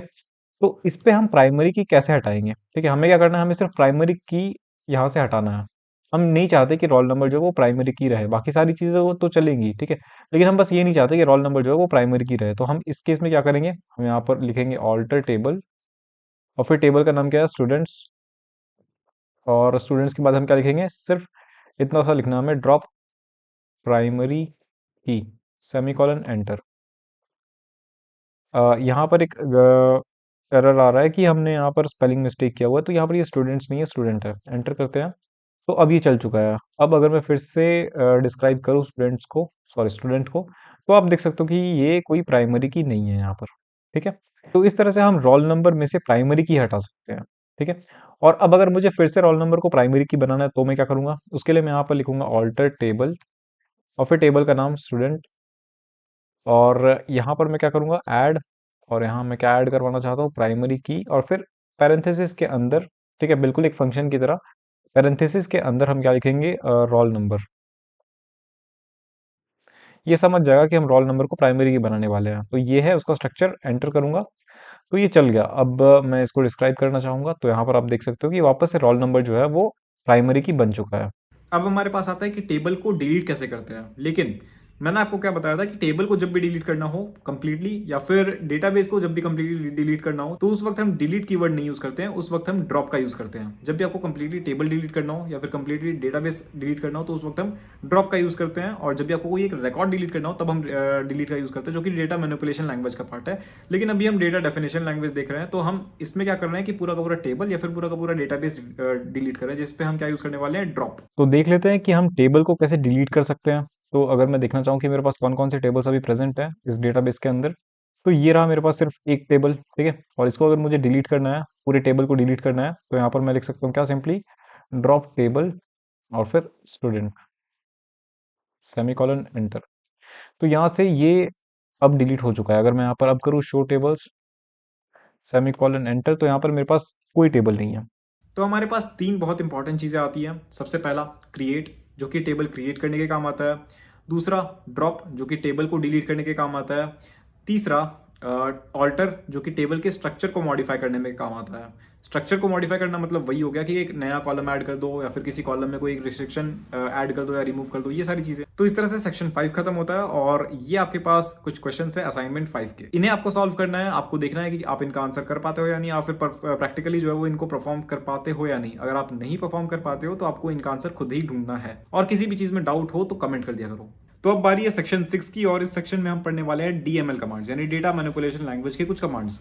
यहाँ पर हम कमांड्स ही पढ़ने वाले हैं। अभी तक हमने डेटा डेफिनेशन लैंग्वेज के कुछ कमांड्स देख लिए हैं, अब हम देखने वाले हैं डेटा मैनिपुलेशन लैंग्वेज के कमांड्स। और डेटा मैनिपुलेशन लैंग्वेज में हम क्या करते हैं, इस पे हम डेटा के सॉरी टेबल के डेटा पे छेड़छाड़ करते हैं। मतलब कि उसे इंसर्ट करना हो गया, अपडेट करना हो गया, डिलीट करना हो गया, ये सब। और डीडीएल कमांड जो थे वो टेबल के स्ट्रक्चर पे काम करते थे, लेकिन डीएमएल कमांड जो है वो टेबल के रिकॉर्ड्स पे यानी डेटा पे काम करेंगे। अब हमारे पास यहाँ पर काफी सारे इंपॉर्टेंट कमांड्स है, तो आपको इन्हें अच्छे से देखना है। मैं इन्हें आपको प्रैक्टिकली दिखाने वाला हूँ, अच्छे से आपको खुद से परफॉर्म करना है। तो अभी हमारे पास ये एक टेबल है स्टूडेंट और स्टूडेंट टेबल में हमारे पास कौन-कौन से एट्रीब्यूट्स हैं रोल नंबर, नेम, क्लास और परसेंटेज। अब हम क्या करने वाले हैं, अब हम यहाँ पर एक-एक करके कमांड्स देखने वाले हैं। तो सबसे पहला कमांड हम जो देखने वाले हैं वो है इंसर्ट, क्योंकि पहले हम इंसर्ट करेंगे डेटा उसके बाद ही तो हम उस पे कुछ कर पाएंगे। तो इंसर्ट करने के दो तरीके हैं। पहला तरीका ये है कि हमें जो है यहाँ पर ऑर्डर पता है, ऑलरेडी पता है कि किस ऑर्डर में यहाँ पर कॉलम्स हैं अवेलेबल, ठीक है, हमारे टेबल में। ये एक तरीका है। दूसरा एक और तरीका है हमारे पास कि हमारे हमें ऑर्डर की ज़रूरत नहीं है, ठीक है? हम चाहते हैं कि हम पहली वैल्यू क्लास के लिए दे रहे हैं, दूसरी वैल्यू हम रोल नंबर के लिए दे रहे हैं, ठीक है? ऑर्डर का यहाँ पर कोई मायने नहीं रहेगा, ठीक है? तो ये 2 तरीके रहेंगे। पहला तरीका हम वो देखते हैं जब हमें ऑर्डर पता है, ठीक है? हम ऑर्डर को फ़ॉलो कर रहे हैं, इस ऑर्डर को फ़ॉलो कर रहे हैं तब का। तो उसके लिए हम क्या लिखते हैं इंसर्ट। अब यहाँ पर मैं जो भी कमांड्स बता रहा हूँ उन सबको आपको देखना है, ठीक है? उन सबको आपको याद रखना है, इंसर्ट इनटू और फिर टेबल का नाम क्या है? स्टूडेंट। इंसर्ट इनटू स्टूडेंट और उसके बाद फिर यहाँ पर हमें ऑर्डर फॉलो नहीं करना है, ठीक है? फॉलो करना है, सॉरी, ऑर्डर फॉलो करना है, ठीक है? और इसके अंदर वैल्यूज़ के अंदर हम क्या करेंगे, एक-एक करके वैल्यू देंगे। जैसे सबसे पहले मैं रोल नंबर 1 देना चाहता हूँ, दूसरी बार मैं यहाँ पर नेम डाल देता हूँ, मैं नेम अपना ही नाम डाल देता हूँ। उसके बाद फिर क्लास चलो मान लो मैंने 12 लिख दिया और उसके बाद फिर परसेंटेज, परसेंटेज मान लो मैंने 85 लिख दिया। 85 और क्योंकि ये फ्लोट में तो 85.4 चलो ये लिख दिया और यहाँ पर मैं सेमीकोलन देकर एंटर करूंगा, ठीक है? तो ये क्वेरी जो है वो एग्जीक्यूट हो चुकी है। अगर मैं देखना चाहूँ कि इसके अंदर वो चीज़ एंटर हुई या नहीं, इंसर्ट हुई या नहीं, तो उसके लिए मैं यहाँ पर क्या लिखूंगा, सेलेक्ट कमांड लिखूंगा, सेलेक्ट स्टार फ्रॉम। अब सेलेक्ट कमांड को हम थोड़ा और भी डिटेल में देखने वाले हैं, अभी बस मैं इसलिए बता रहा हूँ ताकि आप अपने इंसर्ट किए हुए डेटा को अच्छे से देख पाओ। तो सेलेक्ट स्टार फ्रॉम और उसके बाद फिर स्टूडेंट, सेमीकोलन एंटर। तो यहाँ पर आपको दिख रहा होगा कि एक रिकॉर्ड जो है वो एंटर हो चुका है। और ये सेलेक्ट किस तरह से था, सेलेक्ट और फिर ये स्टार, इसका भी मतलब क्या है वो भी बताऊंगा। और स्टूडेंट जो है वो हमारा टेबल का नाम है, ठीक है। तो इस तरह से हम इंसर्ट करवाएंगे डेटा को, अगर हमें यहाँ पर जो ऑर्डर है कॉलम्स का वो फॉलो करना हो तो यहाँ पर जो टेबल के कॉलम का ऑर्डर है वो फॉलो करते हुए मुझे इंसर्ट करना हो डेटा, तो वो तो मैंने देख लिया कि कैसे करते हैं। लेकिन अब अगर यहाँ पर मुझे यहाँ पर मैंने इंसर्ट भी करवा लिया, लेकिन अगर मुझे इस ऑर्डर को ध्यान में नहीं रखना है, मैं चाहता हूँ कि पहले मैं क्लास की वैल्यू डालना चाहता हूँ, उसके बाद फिर मैं रोल नंबर का वैल्यू डालना चाहता हूँ, उसके बाद फिर मैं नेम का वैल्यू डालना चाहता हूँ। तो ये मैं कैसे करूँगा? उसके लिए यहाँ पर मैं फिर से इंसर्ट कमांड का यूज़ करूँगा, लेकिन थोड़े अलग तरीके से। यहाँ पर मैं क्या करूँगा, यहाँ पर मैं लिखूँगा इंसर्ट इनटू और फिर टेबल का नाम क्या है? स्टूडेंट, ठीक है। और इसके अंदर मैं यहाँ पर कॉलम्स का नाम डालूँगा, ठीक है। अब यहाँ पर कॉलम्स का नाम मुझे कोट्स के अंदर डालने की ज़रूरत नहीं है, यहाँ पर मैं ऐसे भी डाल सकता हूँ। चलो पहले मैं क्लास लिख देता हूँ, उसके बाद फिर मुझे रोल नंबर डालना है, उसके बाद मुझे क्या डालना है, उसके बाद मुझे नेम डालना है, ठीक है। अब यहाँ पर वैल्यूज पुट कर देते हैं, तो यहाँ पर मैं वैल्यूज बाहर रखूंगा और पैरेंथेसिस के अंदर मैं एक एक करके वैल्यूज डालूंगा, किस ऑर्डर में? इस ऑर्डर में, ठीक है। यहाँ पर मैंने खुद का एक ऑर्डर बना लिया। अब मुझे इस ऑर्डर से फर्क नहीं पड़ता, यहाँ पर मैंने खुद का एक ऑर्डर बना लिया है, ठीक है। तो सबसे पहले क्लास में तो मुझे क्या डालना है, क्लास में मैंने मान लो 11 डाल दिया, ठीक है। रोल नंबर में 2 डाल दिया, ठीक है। और नेम में मैंने राज डाल दिया, ठीक है। अब यहाँ पर मैं एक सेमीकोलन दूंगा और एंटर करूंगा, ठीक है। अब जरा हम देख लेते हैं कि कौन कौन सा डेटा हमारे पास आ चुका है, ठीक है। देखो ये बिल्कुल सही तरीके से हमारे पास डेटा जो है वो एंटर हो चुका है। अब हम सेलेक्ट कमांड को थोड़ा और अच्छे से देखते हैं। तो यहाँ पर हमारे पास क्या लिखा हुआ है, सेलेक्ट और फिर स्टार और उसके बाद फिर फ्रॉम और फिर टेबल का नाम, ठीक है। तो इस स्टार का मतलब क्या है? स्टार का मतलब है कि सारे के सारे कॉलम्स, ठीक है। सेलेक्ट मने मतलब हमें बस डेटा को रिट्रीव करना है, ठीक है। तो हमें डेटा को अगर रिट्रीव कर रहे हैं तो हमें कौन कौन से कॉलम्स की वैल्यू चाहिए वो हम सेलेक्ट के बाद लिखते हैं, ठीक है। तो अगर मैं यहाँ पर लिखूं सेलेक्ट स्टार फ्रॉम स्टूडेंट, ठीक है, सेमीकोलन एंटर, तो यहाँ पर मेरे पास सारा का सारा सारे के सारे कॉलम्स की वैल्यूज आ जाती है सारे रिकॉर्ड्स के लिए। लेकिन अब अगर मैं चाहता हूँ कि मैं सिर्फ रोल नंबर और नेम, बस ये दोनों कॉलम्स देखना चाहता हूँ, तो उसके लिए मैं यहाँ पर इस तरह से लिखूंगा, select roll number comma name from student, semicolon enter. तो ये रहा एक तरीका। अब इसके बाद हमारे पास जैसे कि दो चीजें हैं हमारे पास, ठीक है, दो रिकॉर्ड्स हैं। अब अगर मैं चाहता हूं कि मैं सिर्फ उस रिकॉर्ड को देखना चाहता हूं, ठीक है, मैं सिर्फ उस रिकॉर्ड को देखना चाहता हूं इन दोनों में से जिसका रोल नंबर 1 हो, तो मैं क्या कर सकता हूं, उसके लिए मैं यहाँ पर कंडीशंस लगाऊंगा, ठीक है। तो कोई भी कंडीशन लगाने के लिए हम यहाँ पर वेयर क्लॉज का यूज करते हैं।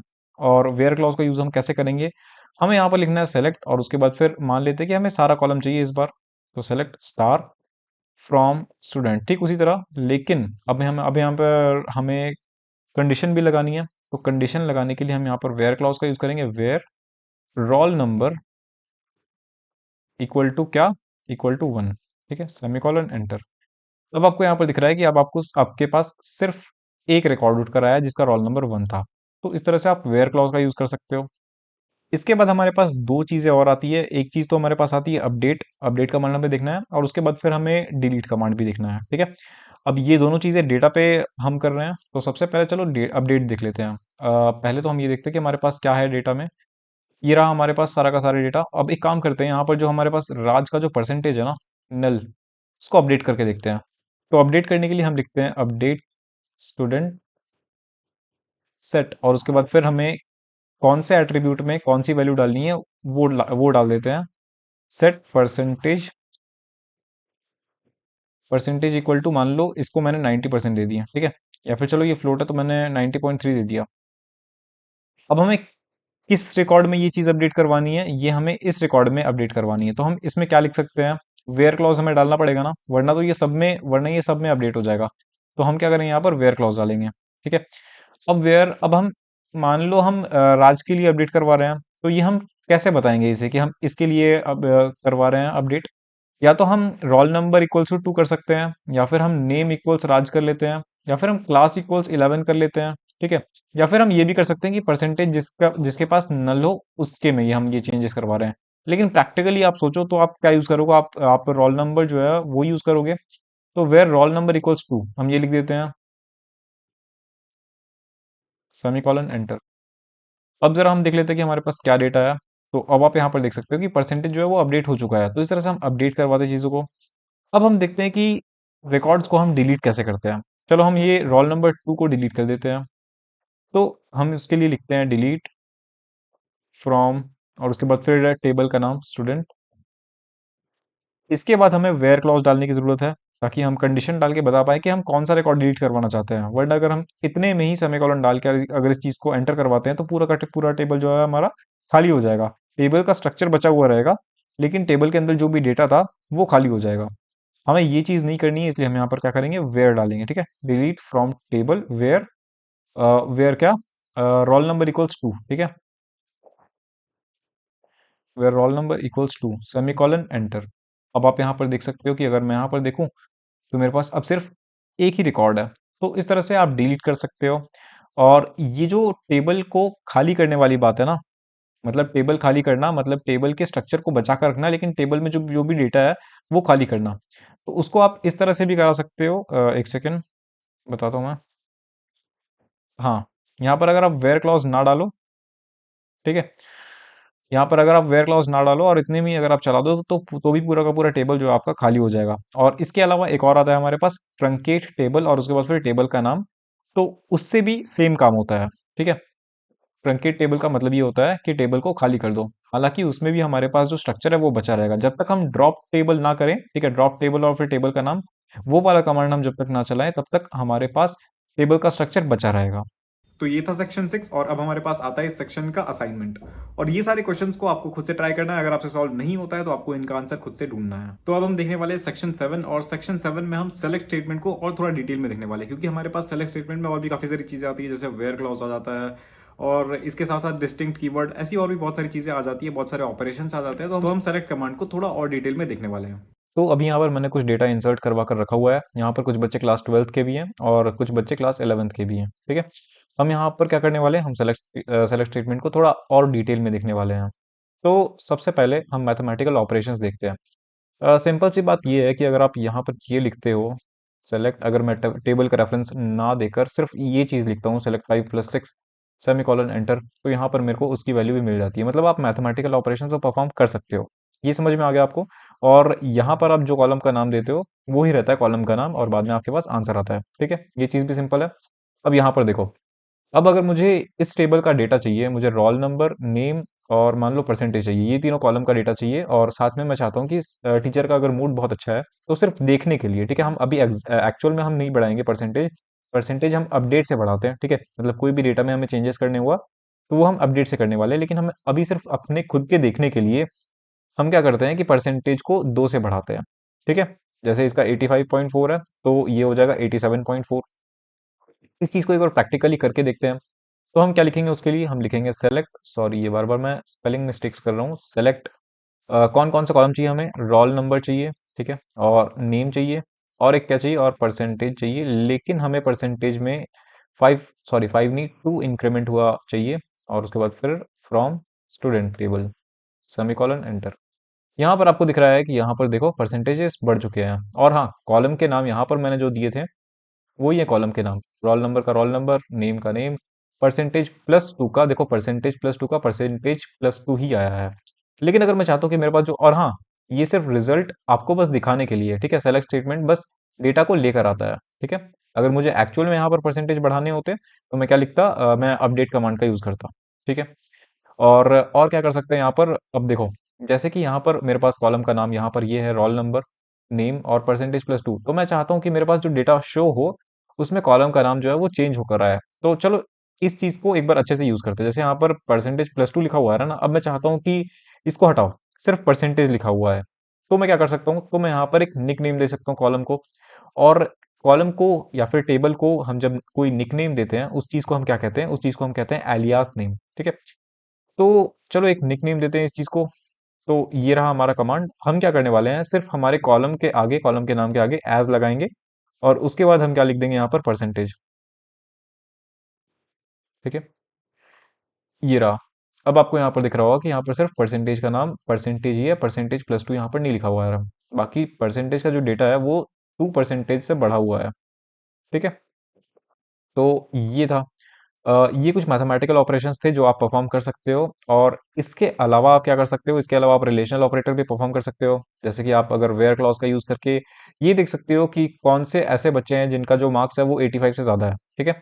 तो select star from, sorry from तो लिख दिया मैंने, select star from student where percentage percentage greater than 85, semicolon enter.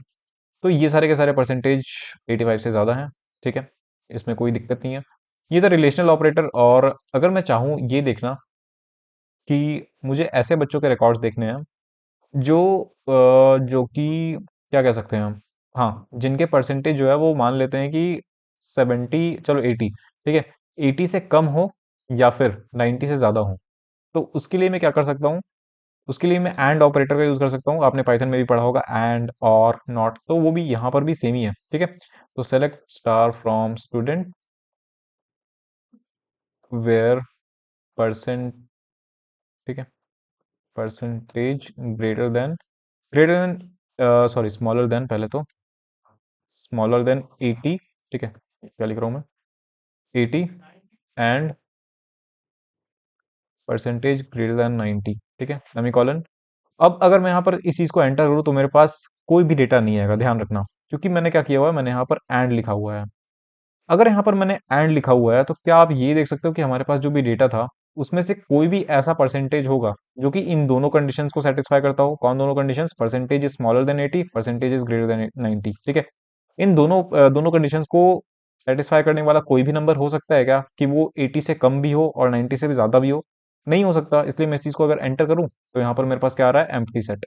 लेकिन अगर मैं यहाँ पर एंड की जगह पर और लिख दूं, अब मेरे पास डेटा आ जाएगा। क्यों? क्योंकि अब मेरे पास जो भी यहाँ पर जो भी डेटा है वो क्या होगा, या तो इस कंडीशन को सेटिस्फाई कर रहा होगा या तो इस कंडीशन को सेटिस्फाई कर रहा होगा, ठीक है। तो यहाँ पर अगर आप कोई भी नंबर उठाकर देख लो तो ये क्या है, ये ठीक है, ये 80 से छोटा है, ये क्या है, ये 90 से बड़ा है, तो सारे के सारे आपको इसी चीज में मिलेंगे, ठीक है। तो कुछ मैथमेटिकल ऑपरेशंस हमने देख लिए जब हमने प्लस टू कराया, और उसके बाद फिर रिलेशनल ऑपरेटर हमने देख लिया जब हमने ये देखा कि हम सिर्फ उन बच्चों का डेटा चाहते हैं जो 85 से ज़्यादा जिन्होंने स्कोर किया है। और अब हमने यहाँ पर लॉजिकल ऑपरेटर भी देख लिया, ठीक है। इसके अलावा हम क्या कर सकते हैं, इसके अलावा भी हमारे पास यहाँ पर कुछ चीज़ें हैं, अभी और भी चीज़ें हैं यहाँ पर, जैसे एलियासिंग तो हमने देख लिया, और इसके अलावा हमारे पास डिस्टिंक्ट कीवर्ड भी आता है। तो डिस्टिंक्ट क्या होता है, डिस्टिंक्ट क्या होता है कि किसी भी कॉलम के रिकॉर्ड्स को यूनिकली बस देता है, ठीक है। जैसे अगर मैं यहाँ पर दिखाऊं, सेलेक्ट डिस्टिंक्ट क्लास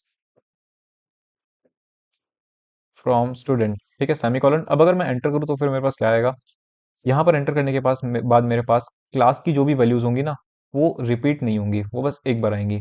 यहाँ पर अगर मैं इस चीज़ को एंटर करूँ तो यहाँ पर आपको दिख रहा है कि यहाँ पर सिर्फ डिस्टिंक्ट वैल्यूज आ रही हैं, ठीक है। ऐसा नहीं आ रहा कि 12 बार बार आ गया या फिर 11th बार बार आ रहा है, ऐसा नहीं है।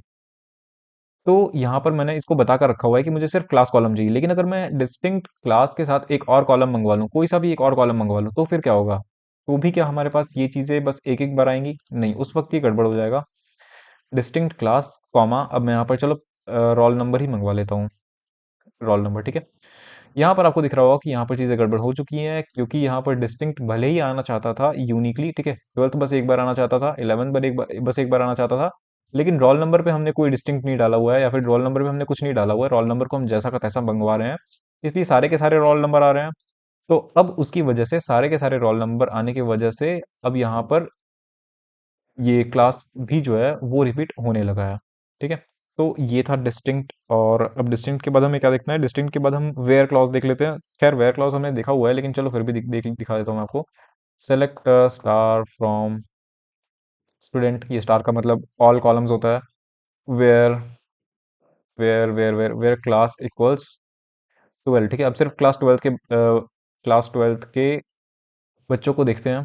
तो ये सारे वो बच्चे हैं, और ये था वेयर। और इसके बाद हमारे पास एक इन ऑपरेटर भी आता है, ठीक है। इन या फिर आप नॉट इन का भी यूज कर सकते हो, जो कि आपने पाइथन में भी पढ़ा होगा, सेम होता है। सारे के सारे कमांड्स ध्यान से देखते जाना, नोट डाउन करते जाना। तो इन क्या होता है, ठीक है। जैसे कि अगर मेरे पास मान लो कि क्लास का लिस्ट है, ठीक है, क्लासेस का अगर मेरे पास लिस्ट है, मान लो 7 8 9 10 11, ठीक है। और उस लिस्ट में से मैं देखना चाहता हूँ, मेरे पास अलग से एक लिस्ट है जिसमें कि क्लासेस हैं 7 8 9 10 11, ठीक है। और अब मैं इस टेबल में से सिर्फ उन बच्चों का रिकॉर्ड देखना चाहता हूँ। सॉरी, इस टेबल में से नहीं, ओरिजिनली हमारा टेबल जो था वो कहाँ था? ओरिजिनली हमारा टेबल ये था, ठीक है, ये सारे डेटा थे। खैर ये भी ओरिजिनल नहीं था। खैर छोड़ो, मैं काम करता हूँ, मैं फिर से आपको एक कमांड लिख देता हूँ सिंपल सा, और उसके बाद फिर आपको ओरिजिनल कमांड में ओरिजिनल टेबल जो है वो दिखा देता हूँ। अब मैं क्या चाहता हूँ, अब मैं यहाँ पर चाहता हूँ, मेरे पास एक लिस्ट है अलग से, ठीक है, क्लासेस का, उसमें क्लासेस हैं 7 8 9 10 11, और अब मैं चाहता हूँ कि इसमें से हमें उन बच्चों का डेटा देखना है जिनका जो क्लास है, ठीक है, जिनका जो क्लास है वो उस लिस्ट में अवेलेबल हो, ठीक है, वो सिर्फ 11 हो सकता है, ठीक है, 7 8 9 10 11 तक का ही बता रहा हूँ मैं उस लिस्ट में, ठीक है। मैं ये नहीं बोल रहा हूँ कि उस लिस्ट में 12th भी है। तो उस लिस्ट में अगर इतनी सारी चीजें हैं जिसमें कि यहाँ से सिर्फ 11th वाली चीजें मिल रही हैं, तो सिर्फ 11th वाले रिकॉर्ड्स ही आएंगे, ठीक है। इस चीज को कैसे कर सकते हैं, मतलब एक लिस्ट में हम वैल्यूज को कैसे मिला सकते हैं? तो select star from student where class, ठीक है, इन, अब इसके बाद हम एक लिस्ट को डाल देंगे, ठीक है। लिस्ट में हमें क्या क्या डालना था? 7 8 9 10 और एक 11, ठीक है। यहाँ पर सेमीकोलन डालते हैं, एंटर करते हैं। अब देखो मेरे पास सिर्फ क्लास 11th के बच्चे का रिकॉर्ड जो है वो आ रहा है। तो इस तरह से आप इन का यूज कर सकते हो, या फिर अगर मैं यहाँ पर इन की जगह पर नॉट इन लगाऊं, ठीक है, नॉट इन लगा दूं, तो इसका मतलब सिर्फ हमारे पास क्लास 12th के बच्चों के रिकॉर्ड्स आएंगे, क्योंकि इनमें से, ठीक है, यहाँ पर जो हमारे पास लिस्ट है 7 8 9 10 11, इनमें से नहीं होना चाहिए, ठीक है। तो ऐसा कौन सा क्लास है यहाँ पर जो इनमें से नहीं है? वो सिर्फ क्लास 12th है, इसलिए यहाँ पर सिर्फ क्लास 12th के बच्चों का रिकॉर्ड आएगा। यहाँ पर दिख रहा होगा आपको। उसके बाद हमारे पास आ सकता है क्या? बिटवीन, ठीक है। बिटवीन में हम ये देख सकते हैं कि चलो 85 से लेकर 90 के बीच में जितने भी बच्चों के मार्क्स हैं वो देख लेते हैं, ठीक है। चलो ठीक है, इस चीज़ को थोड़ा सा कम करते हैं, मतलब इस चीज़ को थोड़ा सा बढ़ाते हैं, 70 से लेकर देखते हैं, ठीक है। तो हम यहाँ पर क्या लिखेंगे? Select star from student where marks, ठीक है, मार्क्स जो है वो बिटवीन 70 एंड, ठीक है, 70 एंड और क्या, और 80, ठीक है, 70 से लेकर 80 तक के बीच में, या फिर एक काम करते हैं, चलो 90 के बीच तक का निकाल लेते हैं। सेमीकोलन करेंगे, एंटर करेंगे। यहाँ पर क्या, सॉरी, मार्क्स तो यहाँ पर है ही नहीं, यहाँ पर परसेंटेज है। अब आपको यहाँ पर दिख सकता है क्या? यहाँ पर आपको जो भी मार्क्स दिखेंगे वो 70 से ऊपर के दिखेंगे और 90 से नीचे के दिखेंगे। तो अब हम एक और चीज देख लेते हैं जिसका नाम है ऑर्डर बाय।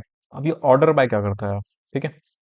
तो ऑर्डर बाय क्या करता है कि वो हमारे डेटा को, जो है हमारे पास जो भी टेबल का डेटा है, वो किसी एक ऑर्डर में सजा कर देता है। अब वो ऑर्डर किस बेसिस पे हो सकता है, वो हम दे सकते हैं कि वो उसे किस ऑर्डर पे, किस बेसिस पे ऑर्डर करना है, ठीक है। तो हम क्या लिखेंगे यहाँ पर? सेलेक्ट स्टार फ्रॉम स्टूडेंट, ठीक है, ऑर्डर बाय, यहाँ पर ऑर्डर बाय लिखेंगे हम, और उसके बाद फिर select star from student order by, और हम परसेंटेज लिख देते हैं, ठीक है। इससे क्या होगा? इससे सिंपल यही होगा, आप समझ चुके होंगे कि यहाँ पर ये एक और परसेंटेज के ऑर्डर में आएगा, ठीक है, लेकिन ये असेंडिंग ऑर्डर में आएगा, बाय डिफॉल्ट ये असेंडिंग ऑर्डर में आता है। सेमीकोलन एंटर, ठीक है, ये असेंडिंग ऑर्डर में आया, यानी कि सबसे कम परसेंटेज इसके हैं, फिर ऐसे ऐसे ऐसे करके ये किस ऑर्डर में आ गया? ये परसेंटेज के असेंडिंग ऑर्डर में आ गया। लेकिन अगर आपको इसे डिसेंडिंग ऑर्डर में करना है, तो यहाँ पर आप परसेंटेज के बाद यहाँ पर क्या लिख दोगे? DESC, ठीक है। वो डिस्क्राइब का भी यही था, DESC, लेकिन यहाँ पर भी यही है। तो इस चीज़ को एंटर करते हैं, तो मेरे पास अब ये डिसेंडिंग ऑर्डर में आ गया, मतलब सबसे ज़्यादा अंजलि ने स्कोर किया है, ठीक है, ये इस ऑर्डर में आ रहा है। और हाँ, एक और चीज़ हम क्या कह सकते हैं कि अगर यहाँ पर आपको असेंडिंग ऑर्डर में देखना है, तो आप सिंपल ऐसे भी छोड़ सकते हो, ऐसे भी आपके पास असेंडिंग ऑर्डर में ही आएगा। लेकिन अगर यहाँ पर आप बताना चाहते हो कि हाँ मैंने असेंडिंग ऑर्डर में ही किया है, तो यहाँ पर आप ASC भी लिख सकते हो, एंटर करोगे तो ये भी असेंडिंग ऑर्डर में ही आएगा, ठीक है। तो ये था ऑर्डर बाय। और ऑर्डर बाय के बाद हम इस नल देख लेते हैं, ये नल क्या है, ठीक है। तो एक काम करते हैं, हम किसी एक बच्चे का जो परसेंटेज है वो नल कर देते हैं सबसे पहले। तो उसके बाद हम देखते हैं कि नल इज नल कौन सा कमांड है। तो मैं अपना जो रिकॉर्ड है इस चीज को नल कर देता हूँ। तो मैं यहाँ पर क्या लिखूंगा? यहाँ पर मैं लिखूंगा अपडेट, ठीक है, update student set percentage equals null where name equals Rajnath, ठीक है। यहाँ पर अब नाम देखो, नाम के साथ ऐसा कभी मत करना, खुद तो कभी मत करना ऐसा, क्योंकि नाम बहुत सारे बच्चों का सेम हो सकता है, तो जिन भी बच्चों का नाम राजनाथ होगा उनका परसेंटेज नल हो जाएगा। तो नाम के साथ ऐसा मत करना, ऐसा अगर आप चलाओगे तो ये चल जाएगा, क्योंकि मेरा नाम काफ़ी यूनिक है वैसे तो। हाँ, तो मेरे लिए तो सही रहेगा, लेकिन बाकी किसी के लिए हो सकता है सही ना रहे, तो मैं क्या करता हूँ यहाँ पर रोल नंबर ही डाल देता हूँ। रोल नंबर इक्वल्स 1, ठीक है, सेमीकोलन एंटर। अब अगर मैं अपने इस चीज़ को यहाँ से हटाते हैं, ऑर्डर बाय को हटाते हैं। हाँ, अब आप यहाँ पर देख सकते हो कि परसेंटेज जो है यहाँ पर मेरा नल हो चुका है। अब मैं क्या चाहता हूँ, अब मैं चाहता हूँ कि मैं उन बच्चों के मार्क्स देखना चाहता हूँ जिनका भी जो परसेंटेज है वो नल है। तो सिंपल है, कोई दिक्कत नहीं है इसमें। आपको पता चल गया होगा कि क्या करना है। तो select star from student where, sorry marks नहीं, percentage equals null, semicolon enter. इस चीज़ को अगर मैं यहाँ पर कैपिटल में लिखूँ तो, अगर मैं इस चीज़ को कोट्स के अंदर डाल दूँ, तो ऐसा क्यों हो रहा है? यहाँ पर तो आपके पास नल है, ठीक है, लेकिन ये नहीं आ रहा है, क्यों? क्योंकि जब भी हमें ये देखना होता है कि कहाँ पर नल है, तो हम यहाँ पर ये काम नहीं करते, ठीक है, इक्वल टू का काम नहीं करते। अभी अभी मैंने क्या कहा था, यहाँ पर मैंने क्या कहा था आपको, यहाँ पर मैंने आपको क्या कहा था कि मैं आपको क्या पढ़ाने वाला हूँ, इज नल, ठीक है, तो यहाँ पर मैं इज लगा लूँ, अब एंटर करूँ, तब आपके पास ये डेटा जो है वो आ जाएगा, ठीक है। तो नल जो है वो किसी चीज़ के इक्वल नहीं हो सकती, क्योंकि नल जो है वो खुद में क्या डिनोट कर रही है, वो एक मिसिंग वैल्यू ही डिनोट कर रही है। तो इसलिए ये किसी के इक्वल नहीं हो सकती, तो इसलिए हम यहाँ पर क्या करते हैं, इज नल का यूज करते हैं।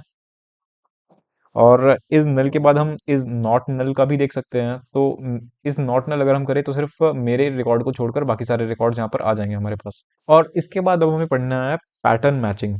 पैटर्न मैचिंग क्या होता है? पैटर्न मैचिंग मतलब कि अगर मैं ये देखना चाहता हूँ, चलो एक बार एक काम करते हैं कि हम सारे के सारे बच्चों के रिकॉर्ड्स देखते हैं, ठीक है। अब क्या यहाँ पर कोई सिमिलर सा नाम दिख रहा है आपको? जैसे मुझे यहाँ पर मोहित दिख रहा है और रोहित दिख रहा है, ठीक है, तो ये सिमिलर सा नाम दिख रहा है मुझे। तो मैं यहाँ पर क्या कर सकता हूँ, मुझे अगर ऐसा देखना है, ठीक है, कि मुझे उन सारे बच्चों के रिकॉर्ड्स को देखना है जिन भी बच्चों का नाम आर से शुरू हो रहा है। चलो ठीक है, आर से शुरू नहीं हो रहा है, टी पे खत्म हो रहा है, ठीक है, टी पे खत्म हो रहा है। ऐसे कौन कौन से बच्चे हैं यहाँ पर? मुझे तो सिर्फ अभी तक दो ही दिख रहे हैं, या फिर शायद, हाँ ठीक है, दो ही है। तो एक मोहित है और एक रोहित है। तो इसके लिए मैं क्या कर सकता हूँ, इसके लिए मैं कुछ इस तरह से लिखूंगा, यहाँ पर पैटर्न मैचिंग का काम चल रहा है, ठीक है ना, ध्यान रखना। तो select star from student where, ठीक है, यहाँ पर वेयर क्लॉज लगेगा, वेयर नेम। अब यहाँ पर पैटर्न मैचिंग के लिए हम क्या लिखते हैं, लाइक लिखते हैं, ठीक है, लाइक, और फिर जो भी उसके अंदर हमें जिस तरह से पैटर्न मैच करवाना है उसको हम कोट्स के अंदर रखते हैं। तो कोट्स के अंदर हम क्या लिखने वाले हैं, हमें क्या चाहिए, हमें सिर्फ ये चाहिए ना कि टी पे खत्म होना, हम बस यही चाहिए हमें। कहाँ गया, हाँ ये रहा, टी पे खत्म हो। तो शुरू में जो कुछ भी हो हमें उससे फर्क नहीं पड़ता, ठीक है मोहित। तो यहाँ पर शुरू में कुछ भी हो फर्क नहीं पड़ता, यहाँ पर ये टी क्यों आ रहा है, हाँ, शुरू में कुछ भी हो फर्क नहीं पड़ता, शुरू में कुछ भी हो फर्क नहीं पड़ता, बस लास्ट में टी होना चाहिए। तो अगर हमारे पास कोई ऐसी चीज़ है कि शुरू में कुछ कुछ भी हो, हमें फ़र्क नहीं पड़ता, तो हम परसेंटेज का यूज़ करेंगे। और अगर हमने परसेंटेज यूज़ किया है ना, तो इसका मतलब ये है कि शुरू में कुछ भी हो फ़र्क नहीं पड़ता, लेकिन इसका मतलब ये भी है कि शुरू में अगर कुछ ना हो, मतलब शुरू में कुछ भी ना हो, खाली हो, मतलब इसके बाद ही चीज़ें स्टार्ट हो रही हो, तो भी परसेंटेज उस चीज़ को डिनोट करेगा, ठीक है। तो यहाँ पर मैं टी लिख देता हूँ। अब अगर मैं इस चीज़ को एंटर करूँ, तो ये क्या आ रहा है, यहाँ पर मैंने सेलेक्ट की स्पेलिंग गलत लिखी हुई है, हाँ। तो यहाँ पर आपको दिख रहा होगा कि हमारे पास दो नाम आ रहे हैं, मोहित और सॉरी रोहित और मोहित, ठीक है। तो अगर मैं इसकी जगह पर ये लिखूं, परसेंट टी परसेंट, इसका मतलब क्या हो सकता है? इसका मतलब ये हो सकता है कि जो भी बच्चे हैं यहाँ पर, और जिनके भी नाम में शुरू में कुछ भी आता हो, ठीक है, चलेगा, बीच में कहीं टी आता हो, चलेगा, और लास्ट में, ठीक है, एंड में कुछ भी आता हो, चलेगा। अब क्या इसका मतलब ये है कि इस परसेंटेज की जगह पर कुछ ना कुछ आना ही चाहिए, या फिर इस परसेंटेज की जगह पर कुछ ना कुछ आना ही चाहिए? नहीं, ये जरूरी नहीं है। ये इसकी जगह पर अगर चीजें खाली भी रहेंगी, मतलब वो या तो टी पे खत्म हो रहा होगा या तो टी से शुरू हो रहा होगा, ठीक है, दोनों ही केसेस में ये चलेगा। मतलब परसेंटेज सिर्फ क्या बताता है कि छोड़ दो, इग्नोर करो, ठीक है। परसेंटेज ये बताता है कि इग्नोर करो। शुरू में परसेंटेज लगा दिया, इसका मतलब ये है कि शुरू की जितनी भी वैल्यूज है, जो भी लेटर्स रहेंगे उनको इग्नोर करो। बाद में परसेंटेज लगा दिया, इसका मतलब ये है कि बाद में जो भी जो भी लेटर्स रहेंगे उनको इग्नोर करो। बीच में टी है मतलब कि कहीं बीच में टी आना चाहिए। एक बार एंटर करते हैं, तो यहाँ पर वो सारे बच्चे हैं जिनके भी नाम में टी आ रहा है। ठीक है, अब क्या सिर्फ टी हम रख सकते हैं टी की जगह पर, और कोई अब दो लेटर रख सकते हैं क्या? हाँ, आई टी अगर रखें तो वो भी चलेगा। क्या क्या आ रहा है यहाँ पर देखो, आई टी आ रहा है यहाँ पर, आई टी यहाँ पर भी आ रहा है, आई टी यहाँ पर भी आ रहा है, और आई टी यहाँ पर भी आ रहा है। अब अगर मैं यहाँ पर कुछ इस तरह से लिख दूं, ओ एच आई टी, ठीक है, और ये लिखूं, ठीक है, तो यहाँ पर अब आप समझ रहे होगे कि यहाँ पर शुरू में क्या आना चाहिए। ठीक है, शुरू में कुछ भी आए तो चलेगा, उसके बाद फिर हमें आना क्या चाहिए, O H I T. O H I T यहाँ पर भी आ रहा है, यहाँ पर भी आ रहा है। इसके अलावा हम क्या कर सकते हैं, इसके अलावा हम एक काम करके देखते हैं कि क्या अगर हम सिर्फ ये लिखे तो कोई हमारे पास रिकॉर्ड आएगा? नहीं, कोई रिकॉर्ड नहीं आ रहा, क्योंकि हमने इसमें यहाँ पर ये नहीं बोला कि किस चीज़ को इग्नोर करना है, हमें सिर्फ हमने ये बोला कि हमें ये चाहिए। ये चीज़ इसे दिखी नहीं, तो ये लेकर आया नहीं। तो अब तक हमने क्या देखा, अब तक हमने ये देखा परसेंटेज का मतलब कि जितने भी कैरेक्टर्स हों, जीरो कैरेक्टर्स भी हों तो भी चलेगा, कोई फर्क नहीं पड़ता। लेकिन अब अगर मुझे एक कैरेक्टर ऐसा स्पेसिफिक फिक्स करना है, ठीक है, तो फिर मैं क्या करूँगा? अ, तो उस टाइम पे मैं ये कर सकता हूँ कि मान लो यहाँ पर मैंने क्या लिखा हुआ था, ओ एच आई टी, ठीक है, तो इसकी जगह पर मैं क्या लिख सकता हूँ, एक सेकेंड, हाँ यहाँ पर, तो मैं यहाँ पर क्या लिख सकता हूँ, इस चीज में अगर मेरे पास कोई ऐसा नाम होता, ठीक है, जिसका नाम सिर्फ ओ एच आई टी होता, तो भी वो आ जाता। लेकिन मैं चाहता हूँ कि शुरू में कोई एक कैरेक्टर तो रहे, तो उसके लिए मैं एक अंडरस्कोर डाल दूंगा। अब अगर एंटर करूंगा तो मेरे पास ये चीज आएगी। लेकिन अगर मैं इसकी जगह पर दो अंडरस्कोर्स डालता हूँ, तो इसका मतलब ये समझेगा कि शुरू में दो कैरेक्टर्स रहना रहने चाहिए। ठीक है, अब अगर एंटर करूँ तो यहाँ पर मेरे पास एम्प्टी सेट आ रहा है, मतलब कि कोई भी ऐसा नाम नहीं है जिसमें शुरू में दो लेटर्स हों, ठीक है, और दो कैरेक्टर्स हों और उसके बाद फिर ओ एच आई टी आए। ठीक है, तो यही होता है अंडरस्कोर का मतलब, कि वो एक कैरेक्टर दिखाता है। तो आप अब अपने हिसाब से इस कैरेक्टर को, सॉरी, इस अंडरस्कोर को बीच में भी कहीं पर लगा सकते हो। ठीक है, आप जहां पर भी एक कैरेक्टर चाहते हो कि वो हो ही, वहां पर लगा सकते हो, या फिर लास्ट में कहीं पर भी लगा सकते हो। तो ये फर्क होता है परसेंटेज में और एक अंडरस्कोर में, और आप चाहो तो एक की जगह पर मल्टीपल अंडरस्कोर्स भी लगा सकते हो। ठीक है, क्वेश्चन आ जाए कि आप इनमें से उन बच्चों के नाम फाइंड करो जिन बच्चों के नाम में सिर्फ चार लेटर्स आते हो। तो आप क्या लिख सकते हो, आप यहाँ पर लिखोगे कुछ इस तरह से, अंडरस्कोर अंडरस्कोर, सिर्फ आप इतना लिखोगे। तो यहाँ पर एक अंडरस्कोर एक कैरेक्टर को रिप्रेजेंट करता है, यानी कि चार अंडरस्कोर क्या करेंगे, कि चार अंडरस्कोर को, सॉरी, चार कैरेक्टर्स को रिप्रेजेंट करेंगे। तो यहाँ पर अगर इस चीज़ को मैं एंटर करूँ तो यहाँ पर मेरे पास सिर्फ उन बच्चों के नाम आ जाते हैं जिनके नाम में चार कैरेक्टर्स हैं। और अब ऐसा भी हो सकता है कि आप परसेंटेज और अंडरस्कोर का यूज साथ में करो, ठीक है, कंबाइनली आप भी इनका यूज कर सकते हो। तो ये था सेलेक्ट स्टेटमेंट थोड़े डिटेल में। लेकिन अब यहाँ पर बच्चे जो है वो ऑर्डर भूल जाते हैं कि हम सेलेक्ट किधर लगाते हैं। सेलेक्ट का तो सबको पता है कि सेलेक्ट तो सबसे शुरू में लगता है, फिर फ्रॉम कहाँ लगता है, वेयर कहाँ लगता है, ऑर्डर बाय कहाँ लगता है, डिस्टिंक्ट कहाँ लगता है। ठीक है, तो ये फ्लो याद रखने के लिए आप कुछ ये याद रख सकते हो, select, distinct, column, from, table, where, condition, order by, column, D E S C. ठीक है, इस चीज को याद रखो तो फिर क्या होगा कि आपके पास, आपको आपके दिमाग में याद रहेगा कि कौन सी चीज कब आती है। ये कोई एक कमांड नहीं है, ये बस मैंने एक स्ट्रक्चर लिख के दिया हुआ है कि कौन सी चीज कहाँ पर आपको लिखनी है। ठीक है, तो इस चीज को यहाँ से हटाते हैं। तो ये था सेक्शन 7, और इसके बाद हमारे पास आता है असाइनमेंट 7। इस पे क्वेश्चंस जो भी लिखे हुए हैं वो आपको खुद से ट्राई करने हैं, और अगर आपसे सॉल्व होता है तो ठीक है, नहीं होता है तो आपको इसके आंसर्स भी खुद ही ढूंढने हैं। अब हम बात करने वाले हैं सेक्शन 8 के बारे में, और इस सेक्शन में हम एग्रीगेट फंक्शन और ग्रुप बाय और हैविंग क्लॉज के बारे में पढ़ने वाले हैं। सबसे पहले बात करते हैं कि ये एग्रीगेट फंक्शंस क्या होते हैं। ठीक पाइथन में जैसे कि हमारे पास सम, मिन, मैक्स, ये सारे फंक्शंस होते थे, उसी तरह से यहाँ पर भी कुछ फंक्शंस होते हैं। उनमें क्या होता है कि हम कुछ सेट ऑफ वैल्यूज डालते हैं और हमें एक पर्टिकुलर वैल्यू मिलती है, एक रिजल्ट मिलता है उनका। ठीक है, तो ऐसे फंक्शन जो कुछ ग्रुप ऑफ वैल्यूज पे ऑपरेशन परफॉर्म करते हैं और हमें कोई एक रिजल्ट लाकर या फिर कोई एक वैल्यू लाकर देते हैं, जिसे उसे हम कहते हैं, उन फंक्शंस को हम कहते हैं एग्रीगेट फंक्शन। तो ये रहे कुछ एग्जांपल्स एग्रीगेट फंक्शंस के। सबसे पहले मिन, जो कि हमें मिनिमम वैल्यू निकाल कर देता है, मैक्स जो कि हमें मैक्सिमम वैल्यू निकाल कर देता है, सम जो कि हमें उसके अंदर के सारी वैल्यूज का सम निकाल कर देता है, और काउंट जो है वो टोटल निकाल के देता है कि कितनी सारी वैल्यूज हैं यहाँ पर। और एक एवरेज भी आता है जिसके अंदर हम कुछ वैल्यूज डालते हैं तो हमें उन सब का एवरेज मिलता है। तो अब हमारे पास जो टेबल है, इसमें जो कॉलम है परसेंटेज का, इसके ऊपर हम कुछ एग्रीगेट फंक्शंस लगाकर देखते हैं। उसके लिए हम क्या लिखेंगे? उसके लिए हम सिंपल ये लिखेंगे, select star from, sorry star कहाँ से, मैक्स, ठीक है। अभी हम मैक्सिमम मार्क्स देखना चाहते हैं, तो मैक्स परसेंटेज, ठीक है, फ्रॉम, फ्रॉम टेबल का नाम क्या है? Student, semicolon enter. तो ये रहा मेरे पास मैक्सिमम मार्क्स आ गया। अब इसकी जगह मैं मिनिमम मार्क्स भी देख सकता हूँ, वही मेथड रहेगा, ठीक है। इसके अलावा मैं एवरेज भी देख सकता हूँ, यहाँ पर मैं एवरेज लिखना चाहूँ वो देख सकता हूँ। अब अगर मुझे सम देखना हो सारे के सारे मार्क्स का, तो कोई सेंस तो नहीं बनता, लेकिन फिर भी यहाँ पर सम लिखो, मार्क्स के जो मार्क्स का जो सम है वो आ जाएगा। और इसके अलावा और क्या देख सकते हैं? इसके अलावा हाँ, काउंट है। काउंट मतलब कितने सारे वैल्यूज हैं, सिंपल यही है, काउंट परसेंटेज, ठीक है। 20, यानी कि अभी यहाँ पर परसेंटेज में जो है वो 20 वैल्यूज हैं, लेकिन अगर मैं आपको एक चीज दिखाऊं तो यहाँ पर 21 रिकॉर्ड्स हैं। तो यहाँ पर जो नल वाली वैल्यू है वो काउंट नहीं होगी, इसलिए यहाँ पर ये 20 आ रहा है, ठीक है। तो ये चीज बतानी थी मुझे। अब बात करते हैं ये ग्रुप बाय क्लॉज क्या होता है। ग्रुप बाय क्लॉज जो है वो सेम वैल्यूज को ग्रुप करने में हेल्प करता है। ऐसे समझ नहीं आएगा, बस इसे पहले याद रखो कि ग्रुप बाय क्या करता है, वो सेम वैल्यूज को एक ग्रुप करने में हेल्प करता है। अब जरा इसका प्रैक्टिकल डेमोन्स्ट्रेशन देखते हैं, तब आपको ज्यादा समझ आएगा। तो अब हम इस टेबल में ग्रुप बाय क्लॉज लगाकर देखते हैं। ग्रुप बाय क्या करता है? वो किसी भी कॉलम के सेम वैल्यूज को ग्रुप करने में हेल्प करता है। कैसे, देख लेते हैं।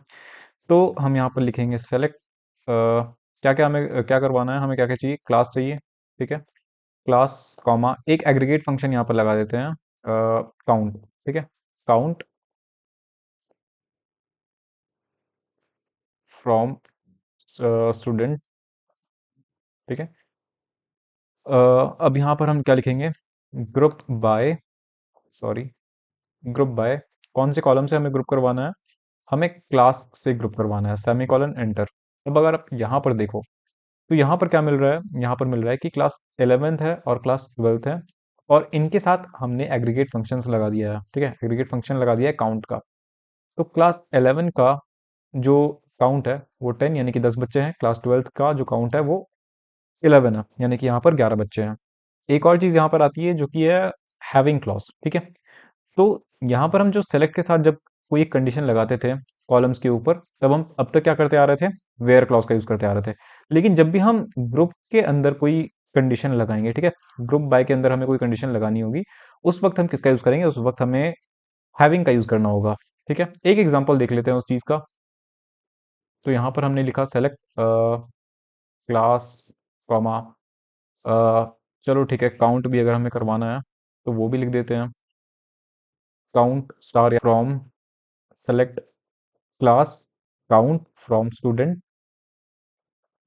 ठीक है, ग्रुप बाय क्लास, ठीक है। अब इसके बाद हम एक कंडीशन लगाते हैं, हैविंग, क्या होना चाहिए उसके पास? उसके पास मान लो कि काउंट जो है वो कितना होना चाहिए? काउंट होना चाहिए 11, ठीक है। यहाँ पर अगर आप देखो तो काउंट 11 किसका है? क्लास 12 का है। तो बस ये एक रिकॉर्ड उठकर आना चाहिए हमारे पास। ये देख लेते हैं, हम सेमीकोलन लगा के एंटर करते हैं, तो हाँ, हमारे पास वही चीज़ आ रही है। हमने क्या किया? यहाँ पर हमने किसी एक ग्रुप के ऊपर कंडीशन लगाया हुआ है, ठीक है। तो ग्रुप के ऊपर अगर हमें कोई भी कंडीशन लगाना हो, तो हम यहाँ पर पहले लिखते हैं ग्रुप बाय, ठीक है। उसके बाद फिर कॉलम का नाम, यानी कि किससे ग्रुप करवाना है, और उसके बाद हम कंडीशन लिख देते हैं किसकी मदद से? हैविंग की मदद से, ठीक है। तो देखो, सबसे पहले अभी तक हमने क्या क्या देखा? हमने देखा कि हम ग्रुप कैसे करवाते हैं, और इसके पहले हमने डिस्टिंक्ट भी देखा हुआ था।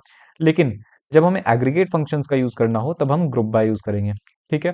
या फिर उसके साथ कोई कंडीशन भी लगानी हो, तो भी हम ग्रुप बाय का यूज करेंगे। तो अब आपको समझ आ रहा होगा कि हम ग्रुप बाय का यूज कब करते हैं और डिस्टिंक्ट का यूज कब करते हैं, ठीक है। जब हमें एग्रीगेट फंक्शंस यूज करना हो, तो हम ग्रुप बाय का यूज करेंगे, ठीक है। तो इस तरह से हमारे पास ये चीज़ आ जाती है। और उसके बाद अगर मुझे यहाँ पर इनमें से भी कोई कंडीशन लगाना हो, ठीक है, तो उस केस में हम क्या करेंगे? उस केस में हम हैविंग क्लॉज का यूज करेंगे। और इस तरह से हमने देख लिया कि ये ग्रुप बाय क्या होता है और हैविंग क्लॉज क्या होता है। खैर, अभी हमने देखा कि ये हैविंग क्या होता है, लेकिन इससे पहले हमने वेयर भी देखा था। तो वेयर और हैविंग काफी सिमिलर सा लग रहा है ना। इन दोनों में तो हम कंडीशंस डालते हैं, लेकिन नहीं, इनमें कुछ डिफरेंस भी है। क्या डिफरेंस है वो देख लेते हैं। तो पहली बात यहाँ पर ये आ गई कि वेयर क्लॉज जो है वो रोज को फिल्टर करने में हेल्प करता है, लेकिन हैविंग जो है वो ग्रुप्स को फिल्टर करने में हेल्प करता है। दूसरी बात, ग्रुप बाय के पहले हम वेयर क्लॉज को लगाते हैं और ग्रुप बाय के बाद हम हैविंग क्लॉज को लगाते हैं। और ये जो एग्रीगेट फंक्शंस है वो वेयर क्लॉज यूज नहीं करता, वो हैविंग यूज करता है। तो ये था सेक्शन 8। और अब हमारे पास आता है असाइनमेंट 8। यहाँ पर आपको जो भी क्वेश्चन दिखेंगे सेम वही, आपको यहाँ पर इन्हें खुद से ट्राई करना है। अगर आपसे सॉल्व हो जाता है तो ठीक है, और अगर नहीं हो पाता तो खुद आंसर ढूंढ लो। और कोई सजेशन हो तो चलो, या फिर कोई भी डाउट्स हो तो वीडियो में कमेंट कर दिया करो। तो अब हमारे पास आता है सेक्शन 9 जो कि जॉइंस के ऊपर है। और जॉइंस हम क्यों यूज करते हैं? देखो, जब हम रियल लाइफ में डेटाबेसेस बनाते हैं उस पर हम बहुत सारे टेबल्स बनाते हैं। अब बहुत सारे टेबल्स बनाने का फायदा ये होता है कि वहां पर रिडंडेंसी बच जाती है। साथ में हम अपने डेटा को बहुत ज़्यादा अच्छे तरीके से ऑर्गेनाइज करके रख सकते हैं। और उसके अलावा हम रिलेशनशिप को भी बहुत अच्छे से मैनेज करके रख सकते हैं। तो जो हम बहुत सारे अलग अलग टेबल्स बना रहे हैं, हमें बहुत बार ऐसा भी करना होगा कि हमें कंबाइंड इन्फॉर्मेशन चाहिए। मतलब किसी भी रिकॉर्ड के लिए कुछ कॉलम्स आप इस टेबल से लेना चाहोगे, कुछ कॉलम्स आप इस टेबल से लेना चाहोगे। तो ये जो कंबाइंड इन्फॉर्मेशन आपको देखना है, इसके लिए आप क्या यूज कर सकते हो? इसके लिए आप जॉइंस का यूज कर सकते हो। तो जॉइंस को हम कब यूज करते हैं? जॉइंस को हम तब यूज करते हैं जब हमें कंबाइंड इन्फॉर्मेशन चाहिए होती है अलग अलग टेबल से, based on a related column. तो हमें इसमें कार्टेशियन प्रोडक्ट, नेचुरल जॉइन और इक्वी जॉइन के बारे में पढ़ना है। तो सबसे पहले देखते हैं कार्टेशियन प्रोडक्ट क्या होता है। कार्टेशियन प्रोडक्ट जो है वो दो अलग अलग टेबल्स में से सारे के सारे पॉसिबल रिलेशंस निकाल कर देता है। तो अब प्रैक्टिकली भी देख लेते हैं कि कार्टेशियन प्रोडक्ट कैसा दिखता है। खैर, कार्टेशियन प्रोडक्ट ज़्यादातर यूजफुल होता नहीं है, वो हम बस इसलिए यूज़ कर रहे होते हैं क्योंकि हमें जब समझना होता है कि जॉइंस क्या होते हैं, इस तरह से उनका काम हम लेते हैं, तभी हम कार्टेशियन प्रोडक्ट ज़्यादातर देखते हैं, और ज़्यादातर वो यूजफुल होता भी नहीं है। ठीक है, तो वो क्या होता है Cartesian product? Select star from, देखो अभी मेरे पास दो टेबल्स हैं, मैंने अभी भी बनाए हुए हैं। क्रिएट टेबल, एक स्टूडेंट्स टेबल बनाया। पिछले पिछली बार जो हमारे पास टेबल था वो स्टूडेंट था, ठीक है, लास्ट में एस नहीं लगा हुआ है, लेकिन अब हमने क्या लगा बनाया हुआ है? स्टूडेंट्स। और एक और टेबल हमने बनाया हुआ है मार्क्स। ठीक है, चलो आ जाओ। तो यहाँ पर अगर हमें कार्टेशियन प्रोडक्ट देखना है, कार्टेशियन प्रोडक्ट होता ही क्या है कि जो भी रिकॉर्ड्स हैं हमारे पास, ठीक है, उन सबका पॉसिबल कॉम्बिनेशन। तो चलो सबसे पहले मैं आपको दिखा देता हूँ कि मेरे पास क्या क्या रिकॉर्ड है। ठीक है, तो स्टूडेंट्स, स्टूडेंट्स में हमारे पास क्या क्या है, ये है, ठीक है। और एक और टेबल था हमारे पास मार्क्स। ये लो, हमारे पास ये दो टेबल्स है, ठीक है। यहाँ पर दो रिकॉर्ड्स है, यहाँ पर दो रिकॉर्ड्स है। अब इनका पॉसिबल, ऑल पॉसिबल कॉम्बिनेशंस क्या होगा? मतलब ये एक, ठीक है, ये एक चीज है, ठीक है, ये एक रिकॉर्ड है। इसका कॉम्बिनेशन पहला बनेगा इसके साथ, फिर बनेगा इसके साथ। सेम, ये एक रिकॉर्ड है, इसका कॉम्बिनेशन पहले बनेगा इसके साथ, फिर बनेगा इसके साथ। ये मैं क्या कह रहा हूँ, यहाँ पर टोटल चार कॉम्बिनेशन बनेंगे। देख लेते हैं। तो सेलेक्ट स्टार फ्रॉम, अब यहाँ पर मैं, मुझे बस कॉमा से सेपरेट करना है, ठीक है, स्टूडेंट्स कॉमा मार्क्स, बस मैंने ये कर दिया, हो गया मेरा कार्टेशियन प्रोडक्ट। एंटर करता हूँ। तो एक मिनट, यहाँ पर क्या कुछ गलती हो रही है? हाँ, यहाँ पर मैंने दो बार फ्रॉम लिख दिया है, यहाँ पर फ्रॉम तो बस एक बार ही होगा।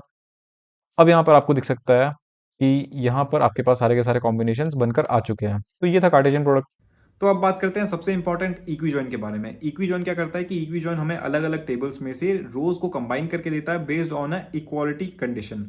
यहाँ पर इक्वालिटी कंडीशन भी हमें लगानी पड़ती है और इसलिए इसका नाम इक्वी जॉइन है। इसका प्रैक्टिकल डेमोन्स्ट्रेशन देख लेते हैं। अब हम जरा इक्वी जॉइन देख लेते हैं, और इक्वी जॉइन काफ़ी ज़्यादा इंपॉर्टेंट है, तो ज़रा ध्यान से देखना। पहले तो मैं फिर से जो भी हमारे पास रिकॉर्ड्स थे वो मैं आपको दिखा देता हूँ। और ये था स्टूडेंट्स का रिकॉर्ड, और अब मुझे चाहिए मार्क्स का रिकॉर्ड। ठीक है, तो हमारे पास ये सारे टेबल्स है, ये दोनों। यहाँ पर हम इक्वी जॉइन परफॉर्म करने वाले हैं। कैसे करेंगे? सेलेक्ट, ठीक है। उसके बाद हमें क्या करना है, यहाँ पर कॉलम्स के नाम डालने हैं। कौन कौन से कॉलम्स चाहिए हमें? यहाँ पर हमें चाहिए, चलो एक काम करते हैं, हम यहाँ पर एक रोल नंबर का कॉलम उठाते हैं। कौन से वाले रोल नंबर को उठाएं?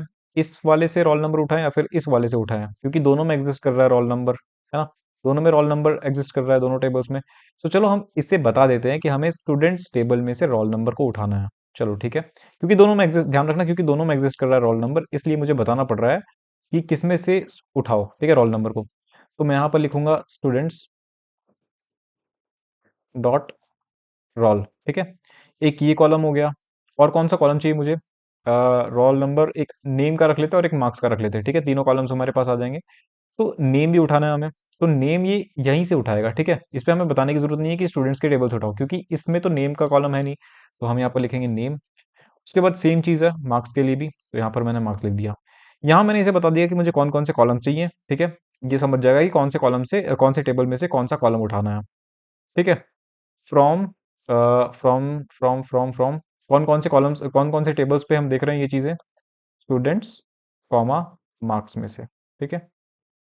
अब इसके बाद हम क्या लिखेंगे, एक कंडीशन वेयर, देखो ये कंडीशन लिखना बहुत ज़्यादा ज़रूरी है क्योंकि हम यहाँ पर इक्वी जॉइन परफॉर्म कर रहे हैं, तो यहाँ पर इक्वालिटी मस्ट है, ठीक है।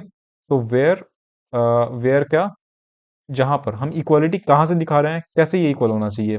देखो, स्टूडेंट्स का जो रोल नंबर है वो चीज और मार्क्स का जो रोल नंबर है वो चीज इक्वल होनी चाहिए।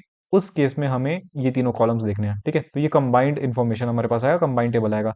रोल नंबर 1, अमन और मार्क्स जो है वो 85, इस तरह से एक कंबाइंड टेबल आएगा हमारे पास, अमन के लिए भी और रिया के लिए भी।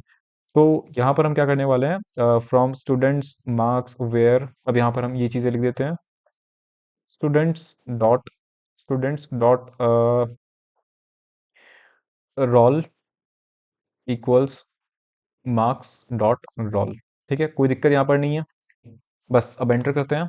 तो ये हमारे पास कंबाइंड इन्फॉर्मेशन आ चुका है अलग अलग टेबल्स में से, एक टेबल ये रहा, एक टेबल ये रहा, और इक्वी जॉइन की मदद से हमारे पास यहाँ पर कंबाइंड इन्फॉर्मेशन आ चुका है। तो अब बारी है नेचुरल ज्वाइन की, और नेचुरल ज्वाइन जो है वो ऑटोमेटिकली टेबल्स को ज्वाइन करता है, लेकिन ये यहाँ पर इक्वालिटी कंडीशन नहीं लगानी पड़ती हमें। यहाँ पर उसके बदले में क्या होता है, यहाँ पर हमारे पास कॉलम का नाम जो है वो अलग अलग टेबल्स में सेम होता है, जिसके बेसिस पे वो खुद ही देख लेता है कि ये कॉलम जो है वो सेम है, ठीक है।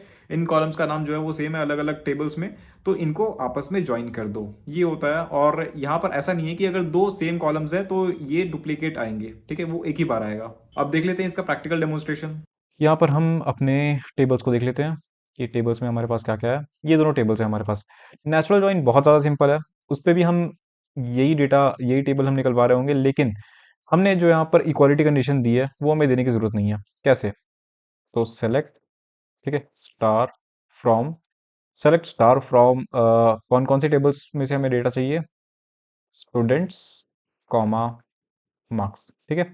ये हम अब तक लिखते हुए आ रहे थे, लेकिन हमें अब ये नहीं करना है। हमें क्या करना है, सिर्फ कॉमा हटाओ और बीच में नेचुरल जॉइन लिख दो, और यहाँ पर लास्ट में अगर मैं सेमीकोलन लगाऊं तो अब मेरे पास सेम चीज़ें आ रही हैं। कैसे, देखो, यहाँ पर हमारे पास ये एक टेबल है, ये एक टेबल है, सेलेक्ट स्टार फ्रॉम, दोनों टेबल्स के बीच में नेचुरल जॉइन लिख दो। अब ये क्या कर रहा है, ये इन दोनों को ज्वाइन करेगा, ठीक है। किस बेसिस पे ज्वाइन करेगा, कॉलम का नाम सेम होना चाहिए, कॉलम का नाम सेम है, तो अब ये दोनों चीजें एक ही बार आएंगी, ठीक है। ये कॉलम और ये कॉलम यहाँ पर आ रहा है एक ही बार, ठीक है। इसलिए हम कह रहे थे क्या कि नेचुरल ज्वाइन में कॉलम जो है वो रिपीट नहीं होते हैं। हमने बस क्या किया, नेचुरल ज्वाइन मार्क्स, इसने खुद ही डिटेक्ट कर लिया कि यहाँ पर रोल नंबर जो है वो यही चीज है, तो इन दोनों के बेसिस पे इसने कंबाइन करके हमारे पास मार्क्स दे दिया। तो अब एक बहुत इंपॉर्टेंट चीज आती है यहाँ पर कि डिफरेंस क्या है इक्वी जॉइन में और नेचुरल जॉइन में। अब तक मैंने आपको जो कुछ भी बताया उससे आपको पता चल ही गया होगा कि क्या डिफरेंस है, ठीक है। तो सबसे पहला डिफरेंस तो ये है कि यहाँ पर जो है वो कंडीशन लगानी पड़ती है। किसमें कंडीशन लगानी पड़ती है, इक्वी जॉइन में कंडीशन लगानी पड़ती है, और नेचुरल जॉइन में हमें कंडीशन नहीं लगानी पड़ती। दूसरी चीज ये है कि इक्वी जॉइन में डुप्लीकेट कॉलम्स आ जाते हैं, लेकिन नेचुरल जॉइन में डुप्लीकेट कॉलम्स अवॉइड किए जा सकते हैं। और तीसरी चीज ये है कि इक्वी जॉइन में हम वेयर का यूज करते हैं, जबकि हम नेचुरल जॉइन में नेचुरल ज्वाइन का ही यूज करते हैं। तो ये था सेक्शन 9, और ये रहे कुछ क्वेश्चन सेक्शन 9 के लिए।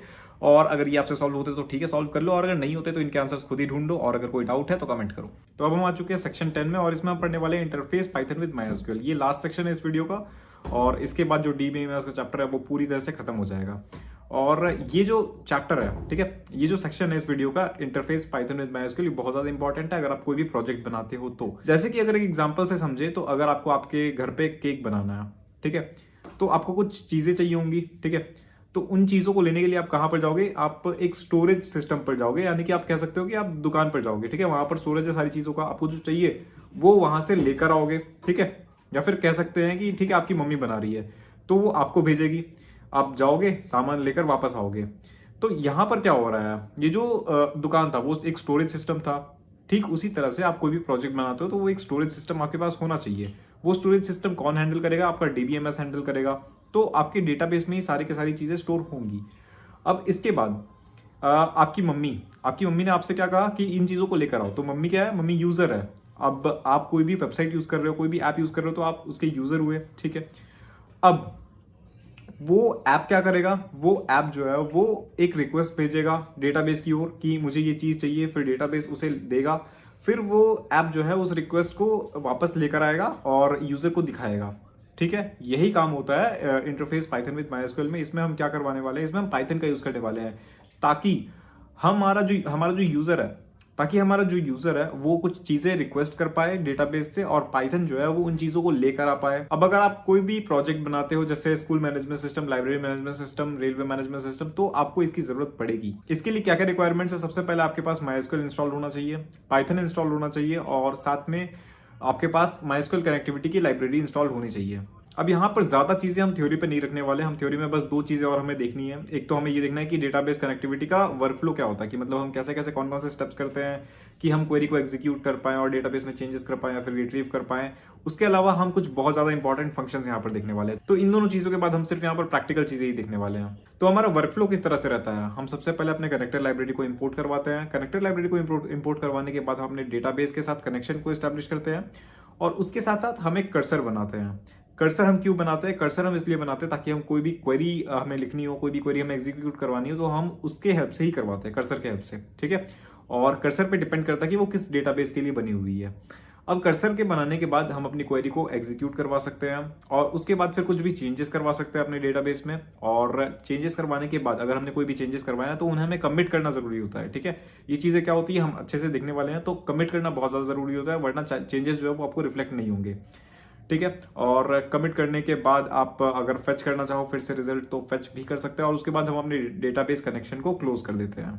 ठीक उसी तरह से जिस तरह से हम फाइल हैंडलिंग में भी अपने फाइल ऑब्जेक्ट को, फाइल हैंडल को क्लोज करते थे। अब हमारे पास कुछ इंपॉर्टेंट फंक्शंस हैं जो कि हमें जानना बहुत जरूरी है। इनको हम प्रैक्टिकली भी देखने वाले हैं, लेकिन थ्योरेटिकली पहले थोड़ा समझ लेते हैं कि इनका काम क्या है। सबसे पहले आता है कनेक्ट, जिससे कि हम अपने डेटाबेस से कनेक्शन एस्टेब्लिश करते हैं। फिर आता है कर्सर, जिसको बनाने के बाद हम अपनी क्वेरी को एग्जीक्यूट कर पाएंगे और क्वेरी को एग्जीक्यूट करवाने के लिए एक एग्जीक्यूट फंक्शन भी होता है। फिर आता है कमिट, जो कि आपको करना ही पड़ेगा, उसके बिना आपने जो भी चेंजेस किए होंगे अपने डेटाबेस में वो रिफ्लेक्ट नहीं होंगे। फिर हमारे पास दो सिमिलर फंक्शंस आते हैं, एक है फेच वन, एक है फेच ऑल। और ये दोनों फंक्शंस क्या करते हैं? जब भी आपके पास कोई भी डेटा आप रिट्रीव करना चाहते हो सेलेक्ट स्टेटमेंट से, तो आपके पास बहुत सारे डेटा आ सकते हैं। अब बहुत सारे डेटा में से आपको सिर्फ एक डेटा उठाना है या फिर बहुत सारे डेटा उठाना है, वो डिपेंड करता है कि आपने कौन सा फंक्शन यूज किया हुआ है। या तो फेच वन यूज किया होगा आपने, या तो फेच ऑल यूज किया होगा। अगर आपने फेच वन यूज किया होगा तो आप एक डेटा उठाओगे, अगर आप फेच ऑल यूज करोगे तो आपने सारा डेटा उठा लिया। और कितने डेटा आपके पास उठकर आ रहे हैं इसको काउंट करने के लिए भी आपके पास एक फंक्शन है जो कि है रो काउंट। अब जरा प्रैक्टिकल वाली चीजें चालू करते हैं और देख लेते हैं कि हम पाइथन से कनेक्टिविटी कैसे एस्टेब्लिश करते हैं और उसके अलावा और भी काफी सारी चीजें। तो सबसे पहले तो हम ये देखते हैं कि कनेक्शन कैसे एस्टेब्लिश करते हैं अपने पाइथन और एसक्यूएल में। तो उसके लिए आपको अपने टर्मिनल पे, आपको टर्मिनल चाहिए तो आप कंट्रोल और ये टिल्ड साइन जो है आपके कीबोर्ड पे, वो दबाओगे, जो कन्ग्रुएंट के, या फिर बैकटिक आप सोच सकते हो। ठीक है। या फिर आप सिंपल कमांड प्रॉम्प्ट पे भी ये लिख सकते हो। क्या लिखना है आपको? पिप install my SQL connector Python, simple ये लिखो और एंटर कर दो। इसके बाद ये इंस्टॉल करना चालू कर देगा और यहाँ पर मैंने ऑलरेडी इंस्टॉल करके रखा हुआ है। तो ये कह रहा है क्या? Requirement already satisfied. इसको हटाते हैं। अब हमें क्या करना है? अब हमें सबसे पहले हम क्या करने वाले हैं? कनेक्शन एस्टैब्लिश करने वाले हैं। और कनेक्शन एस्टैब्लिश करने के लिए हम यहाँ पर क्या लिखते हैं? पहले तो हम इंपोर्ट करवाते हैं अपनी लाइब्रेरी को। Import my SQL dot connector. ठीक है। ये हमने इंपोर्ट करवा लिया। इसके बाद हम क्या करने वाले हैं? कनेक्शन ऑब्जेक्ट हम बनाने वाले हैं। तो उसके लिए एक नया ऑब्जेक्ट हमने बनाया, CON, और इसके अंदर हम यूज करेंगे क्या? हम यहाँ पर यूज करेंगे MySQL डॉट कनेक्टर और इसका एक फंक्शन हम यूज करेंगे डॉट कनेक्ट। ठीक है। और इसके अंदर हम कुछ वैल्यूज पास करेंगे। कौन कौन से वैल्यूज? हम पहले इसे होस्ट देंगे। ठीक है।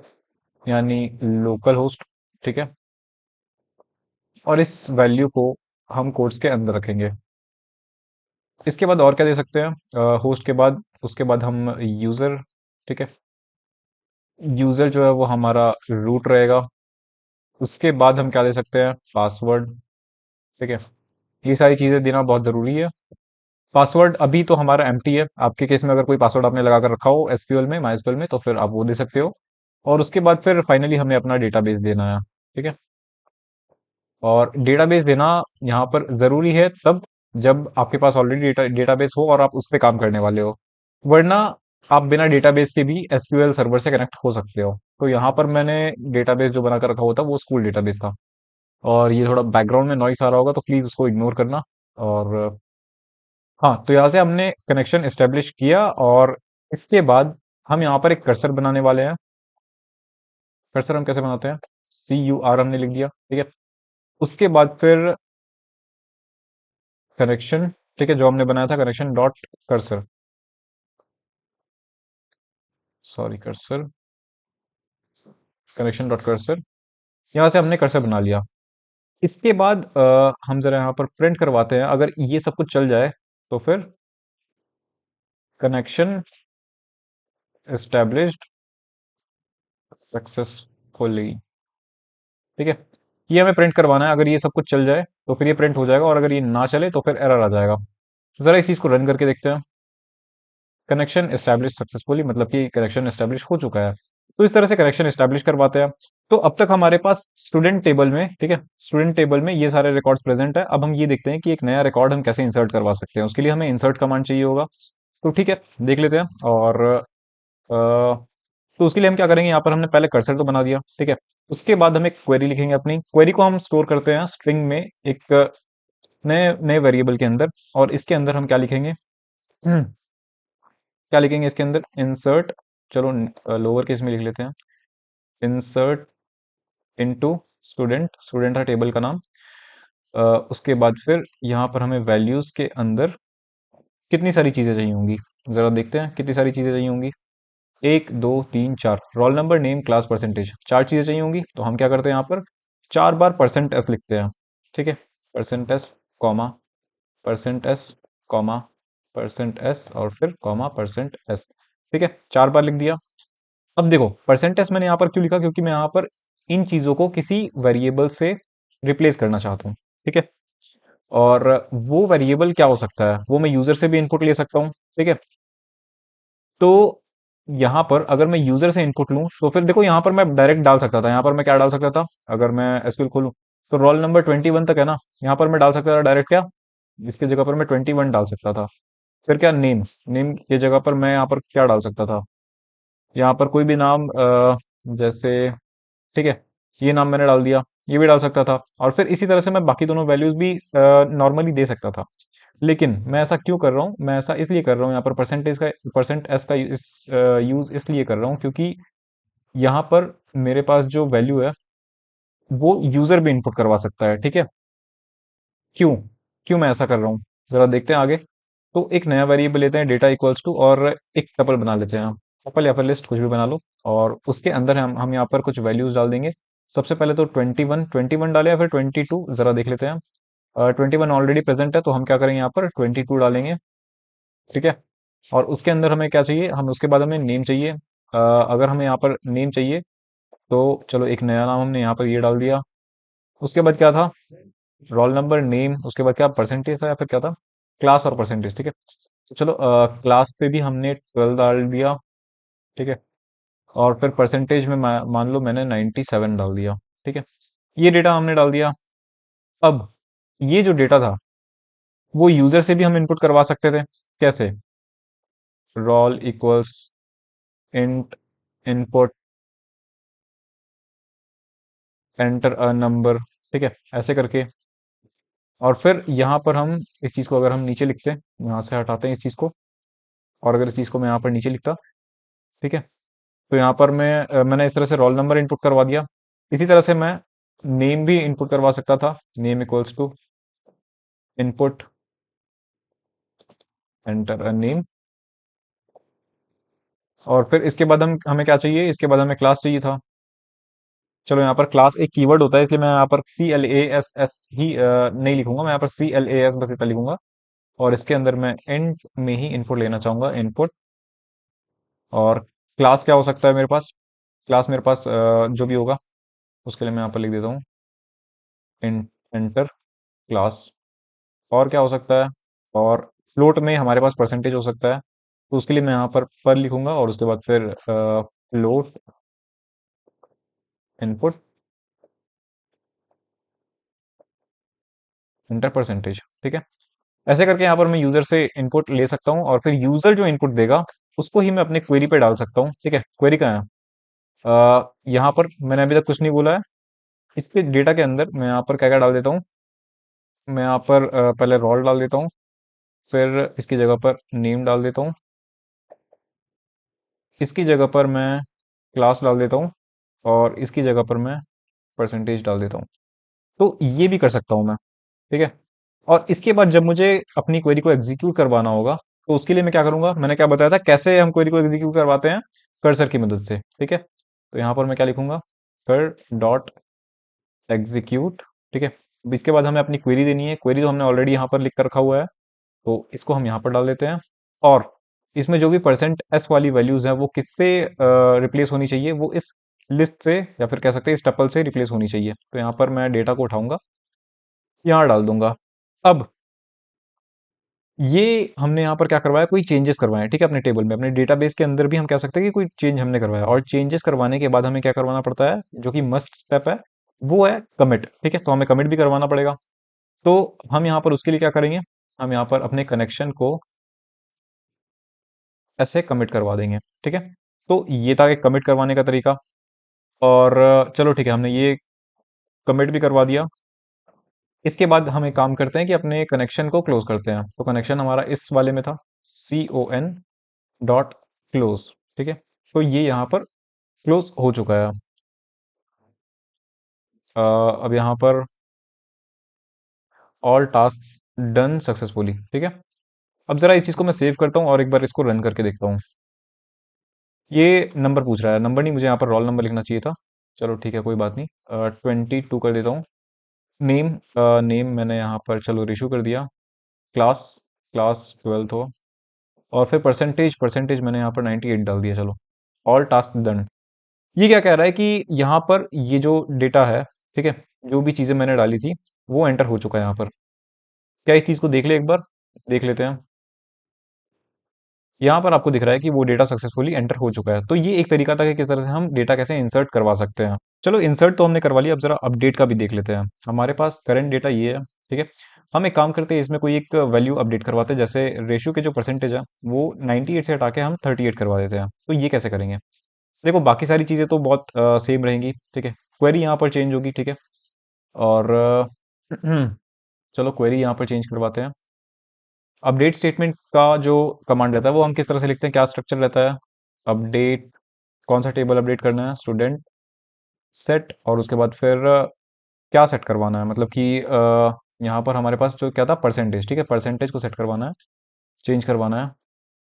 सेट परसेंटेज इक्वल्स टू, कितना परसेंटेज हमें करवाना था, 38 करवाना था। कहाँ पर, ठीक है, वेयर क्लॉज डालना बहुत ज़रूरी है, वरना फिर तो गड़बड़ हो जाएगी, सबको पता है। तो वेयर रोल नंबर इक्वल्स 22, ये वाला कंडीशन हम डाल देते हैं। तो यहाँ पर हम लिख देते हैं वेयर रोल नंबर इक्वल्स, क्या था रोल नंबर, 22 था, है ना। रोल नंबर इक्वल्स 22, चलो ठीक है। हम्म। अब इस चीज़ को, और हाँ ध्यान रखना कि जब भी हम क्वेरी लिख रहे हैं तो यहाँ पर हमें सेमीकोलन डालने की जरूरत नहीं है, ठीक है। अब इतना तो कॉमन सेंस ये खुद से लगा ही सकता है। तो यहाँ पर हमें इन चीज़ों की ज़रूरत है क्या अब, नहीं, इन चीज़ों की ज़रूरत नहीं है, इसको हटाओ। तो यहाँ पर हमें परसेंट एस को किसी से रिप्लेस नहीं करवाना, इसलिए हमें यहाँ पे डेटा की ज़रूरत नहीं है, तो हमने हटा दिया। और उसके बाद फिर क्या होना चाहिए, ये एग्जीक्यूट होना चाहिए, और उसके बाद फिर चेंजेस को कमिट होना चाहिए, उसके बाद फिर कनेक्शन जो है वो इस्टेब्लिश होना चाहिए, और उसके बाद फिर सारे टास्क कंप्लीट हो जाने चाहिए। तो इस तरह से हम अपडेट करवा सकते हैं। एक बार हम इस चीज़ को रन करके देखते हैं। ऑल टास्क डन सक्सेसफुली, चलो ठीक है, मतलब ऑल टास्क, मतलब हम तो सिर्फ यहाँ पर अपडेट करा रहे हैं, लेकिन ऑल टास्क यहाँ पर मैंने इसलिए लिखवाया है क्योंकि यहाँ पर बहुत सारी चीज़ें हो रही है। जैसे पहले कनेक्शन इस्टेब्लिश हो रहा है, कर्सर बन रहा है, क्वेरी बन रही है, फिर क्वेरी को एग्जीक्यूट करा रहे हैं, फिर हम इस चेंजेस को कमिट करवा रहे हैं, और उसके बाद फिर क्लोज करवा रहे हैं, ठीक है। तो ये सारे बहुत सारे टास्क हैं। अब जरा देख लेते हैं कि चेंजेस रिफ्लेक्ट हुए या नहीं। देखो, यहाँ पर आपके पास मार्क्स चेंज होकर आ चुके हैं। तो इस तरह से हम अपडेट भी करवा सकते हैं। खैर, अब हम ये देख लेते हैं कि अपने डेटा को, अपने रिकॉर्ड को हम डिलीट कैसे करवा सकते हैं। हमने कौन सा रिकॉर्ड बनवाया था, ये वाला, चलो इसको हम डिलीट करवाते हैं। और इसको डिलीट करवाने के लिए हम एक काम करेंगे, यूजर से इनपुट लेंगे कि कौन सा रोल नंबर आपको डिलीट करवाना है, उसके बाद हम डिलीट करवा देंगे। तो यहाँ पर चलो ठीक है, पहले हम यूजर से इनपुट लेते हैं कि कौन सा डिलीट करवाना है, ठीक है। तो इंट के अंदर हम यहाँ पर इनपुट के अंदर हम क्या लिखेंगे, एंटर रोल टू डिलीट, ऐसे करके हम यूजर से इनपुट ले लेंगे जो भी हमें डिलीट करवाना है। उसके बाद हमें डेल रोल आ जाएगा, ठीक है। एक काम करते हैं, इसको हम वही पुराने वाले फॉर्म में करते हैं, मतलब एक डेटा नाम का एक अलग वेरिएबल बनाते हैं, और उसको हम परसेंटेज से रिप्लेस करेंगे फिर, ठीक है। तो del, sorry, data equals to एक नया लिस्ट, या फिर कह सकते हैं एक नया टपल बनाएंगे, डेल रोल, ठीक है। और इस टपल को फिर हम पास करवाएंगे क्वेरी में, ठीक है। तो क्वेरी में हमें क्या लिखना है, क्वेरी, ये क्वेरी तो नहीं रहेगी, तो डिलीट, ठीक है, delete from student where roll roll number equals to, क्या था रोल नंबर, परसेंट एस में हम यहाँ पर लिखेंगे, ठीक है, परसेंट एस में वो चीज़ लिख देते हैं। और अब हमें क्वेरी को एग्जीक्यूट भी करवाना है, ठीक है, लेकिन क्वेरी को एग्जीक्यूट करवाने के साथ साथ हमें यहाँ पर परसेंटेज को रिप्लेस भी करवाना है इस चीज़ से। तो ये चीज़ क्या है, क्या ये एक टपल है? जिन्होंने पाइथन अच्छे से पढ़ा होगा उन्हें पता होगा, क्या ये एक टपल है? नहीं, ये एक टपल नहीं है, ये सिर्फ एक वैल्यू है।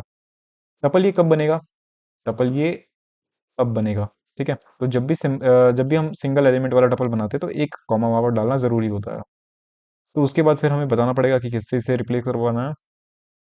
तो यहाँ पर से क्वेरी, और क्वेरी में परसेंटेज जो है वो इससे रिप्लेस हो जाएगा, ठीक है। और उसके बाद फिर ये कमिट होगा, उसके बाद फिर चलो ठीक है, इसके जगह पर हम यहाँ पर क्या लिख देते हैं, यहाँ पर हम लिखवा देते हैं डिलीटेड सक्सेसफुली। अब यहाँ पर इस चीज़ को अगर मैं रन करवाऊँ तो 22 था रोल नंबर, एंटर करते हैं, डिलीटेड सक्सेसफुली। अब यहाँ पर ज़रा देख लेते हैं कि डिलीट हुआ है या नहीं। वापस से हम सेलेक्ट स्टार फ्रॉम स्टूडेंट करते हैं, एंटर करते हैं। अब यहाँ पर आपको दिख रहा होगा कि रिशु का जो रिकॉर्ड है जो कि हमने डिलीट करवाया था वो अब प्रेजेंट नहीं है, मतलब डिलीट हो चुका है। खैर यहाँ पर एक और चीज़ आती है कि हम यहाँ पर अपने परसेंटेज वाली चीज़ को, जैसे हम क्वेरी लिख रहे हैं तो इस चीज़ को एक अलग तरीके से भी लिख सकते हैं। यहाँ पर मैंने क्या लिखा है, परसेंटेज, ठीक है।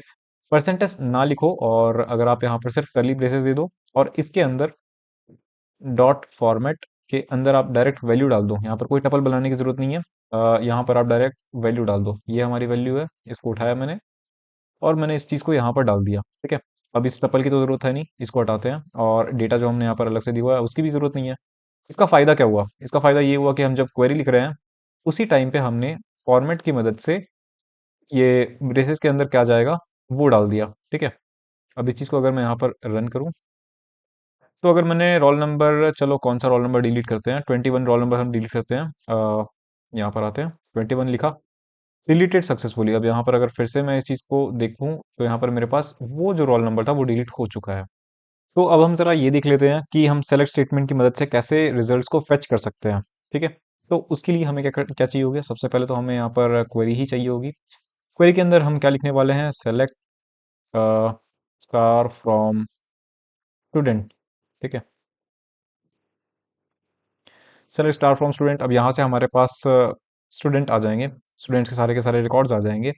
और उसके बाद हमें क्या करना है, हमें इस चीज़ को फेच करवाना है। तो पहले तो इस क्वेरी को हमें एग्जीक्यूट करवाना पड़ेगा। तो एग्जीक्यूट हम किसकी मदद से कराते हैं, कर्सर, ठीक है, कर्सर डॉट एग्जीक्यूट। और इसके अंदर हम क्या डालने वाले हैं, क्वेरी, डाल दिया क्वेरी को। अब इसके बाद जब भी, एक बात याद रखना कि जब भी हम कोई रिजल्ट फेच करवाना चाहते हैं तो हमारे पास जो भी सेलेक्ट स्टेटमेंट के बाद जो भी हमारे पास रिकॉर्ड्स आते हैं वो आकर चिपक जाते हैं किस पे, कर्सर पे। अब हमें कर्सर से वो चीज़ें निकालनी है, तो हमें कर्सर से वो चीज़ें, वो रिजल्ट, वो रिकॉर्ड्स को निकालने के लिए हमारे पास जो फंक्शंस होते हैं वो वही फंक्शंस होते हैं, फेच ऑल और फेच वन, ठीक है। तो उसके लिए हम यहाँ पर क्या कर सकते हैं, क्या लिख सकते हैं, कर्सर डॉट फेच ऑल देख लेते हैं पहले, ठीक है। इससे हमारे पास सारे के सारे रिकॉर्ड्स जो हैं वो आ जाएंगे। और इन सारे रिकॉर्ड्स को अगर मुझे प्रिंट करवाना है तो मैं एक लूप चलवा लेता हूँ, फॉर आई इन, या फिर कह लेते हैं फॉर आर इन रोज, ठीक है। प्रिंट, प्रिंट किसको करो, आर, ठीक है। ये एक बेसिक सा लूप है। अब यहाँ पर इस चीज़ को अगर मैं रन करके दिखाऊं तो यहाँ पर आपके पास सारे के सारे रिकॉर्ड जो है वो प्रिंट हो चुके हैं और यहाँ पर डन लिखा हुआ आ रहा है। खैर अगर यहाँ पर मैंने फेच ऑल लिखा तो ये चीज़ हुआ, लेकिन अगर मैं यहाँ पर फेच वन लिखूं, ठीक है, इस केस में क्या होगा, इस केस में, सॉरी, फेच का स्पेलिंग, हाँ फेच वन, एक सेकेंड, FETCH, हाँ ठीक है, फेच वन। इस चीज़ में मुझे यहाँ पर कोई लूप लगाने की ज़रूरत नहीं पड़ेगी क्योंकि यहाँ पर कोई सीक्वेंस नहीं आ रहा हमारे पास सिर्फ एक रिकॉर्ड आएगा यहाँ पर, ठीक है। तो सॉरी, यहाँ पर रोज यही लिख देते हैं, ठीक है। यहाँ पर क्या होगा, ये जितने भी रिकॉर्ड्स आएंगे इसके पास उनमें से सिर्फ एक रिकॉर्ड को फेच करके रोज के अंदर डाल देगा। और इस चीज़ को अगर मैं यहाँ पर रन करूँ तो आपको दिख रहा होगा यहाँ पर कि सिर्फ एक रिकॉर्ड आ चुका है। तो ये था डिफरेंस फेच ऑल और फेच वन में। इसके अलावा हमारे पास एक लास्ट चीज़ आती है जो कि है रो काउंट, और रो काउंट हमें बस ये हेल्प करती है कि अभी हमारे पास कर्सर में जो कुछ भी आया है उसमें कितने रिकॉर्ड्स आए हैं, बस ये जल्दी से पता लगा लो, वही, ठीक है। तो इसकी जगह पर हम लिख देते हैं फेच ऑल। अब कितने रिकॉर्ड्स आए होंगे वो हमें पता लगाना है, तो उसके लिए हम क्या लिख सकते हैं यहाँ पर। देखो हम रोज का जो लेंथ है वो भी प्रिंट करवा सकते हैं, लेकिन ये एक ऑफिशियल तरीका नहीं है। ठीक है, ये एक ऑफिशियल तरीका नहीं है। ऑफिशियल तरीका क्या है? ऑफिशियल तरीका ये है कि हम क्या करें, हम कर्सर जो है, ठीक है, कर्सर पे रो काउंट का फंक्शन लगा दें, कर डॉट रो काउंट। और यहाँ पर आपको ध्यान रखना है कि यहाँ पर आपको ये यूज़ नहीं करना, आपको सिर्फ यहाँ पर आपको पैरेंथेसिस यूज़ नहीं करना, क्योंकि ये एक डेटा मेंबर है। और ये डेटा मेंबर क्या होता है, ये ऑब्जेक्ट्स क्या होते हैं, क्लासेस क्या होते हैं, ये आप ऑब्जेक्ट ओरिएंटेड प्रोग्रामिंग में पढ़ने वाले हो। फिलहाल के लिए ध्यान रखना बस, ये सिर्फ एक रो काउंट ही ऐसा है जिसमें आपको ये पैरेंथेसिस लगाने की जरूरत नहीं है। और जब आप ये कर रहे हो, ठीक है, तो आपको यहाँ पर इस चीज़ को किसी में स्टोर करने की जरूरत नहीं है। ठीक है, तो इस चीज़ को हटाते हैं यहाँ पर। अब ज़रा इस चीज़ को रन करके देखते हैं। हाँ, यहाँ पर भी हमारे पास 20 आ रहा है। तो इस तरह से रो काउंट जो है वो काम करता है। तो ये था सेक्शन 10 और अब आपके स्क्रीन पर जो आ रहा है वो है असाइनमेंट 10। इसको आपको खुद से सॉल्व करना है। अगर सॉल्व नहीं होता है तो आपको इसके आंसर्स खुद ढूंढने हैं। और इस तरह से ये वीडियो खत्म होती है। आई होप अब आपका डेटाबेस से रिलेटेड कोई भी डाउट नहीं होगा, और अगर है तो नीचे कमेंट्स पे लिख दो। और अगर आपको नोट्स या फिर शॉर्ट नोट्स वगैरह चाहिए तो वो आपको मिल जाएंगे वेबसाइट पे। और उसके अलावा अगर आपको लास्ट मिनट रिवीजन के लिए भी कुछ चीजें चाहिए डेटाबेस मैनेजमेंट के ऊपर, तो ऑलरेडी प्लेलिस्ट बनी हुई है, वहां पर से आप जाकर देख सकते हो। तो मेरी एक रिकमेंडेशन रहने वाली है कि मैंने एक वीडियो बनाई है all SQL commands quick revision, तो उसको आपको जरूर से जरूर देखना है। आपको इस वीडियो के बाद भी देख सकते हो, और एग्जाम के पहले तो आपको जरूर से जरूर देखना है, ताकि आपको सारे के सारे एसक्यूएल कमांड जो है वो रिवाइज हो जाए और आपको उसके शॉर्ट नोट्स भी मिल जाएंगे। तो ध्यान रखो, और इसके अलावा और क्या चाहिए वो कमेंट्स में बताओ, और इसके अलावा भी बाकी के वन शॉट्स आने वाले हैं। बाय।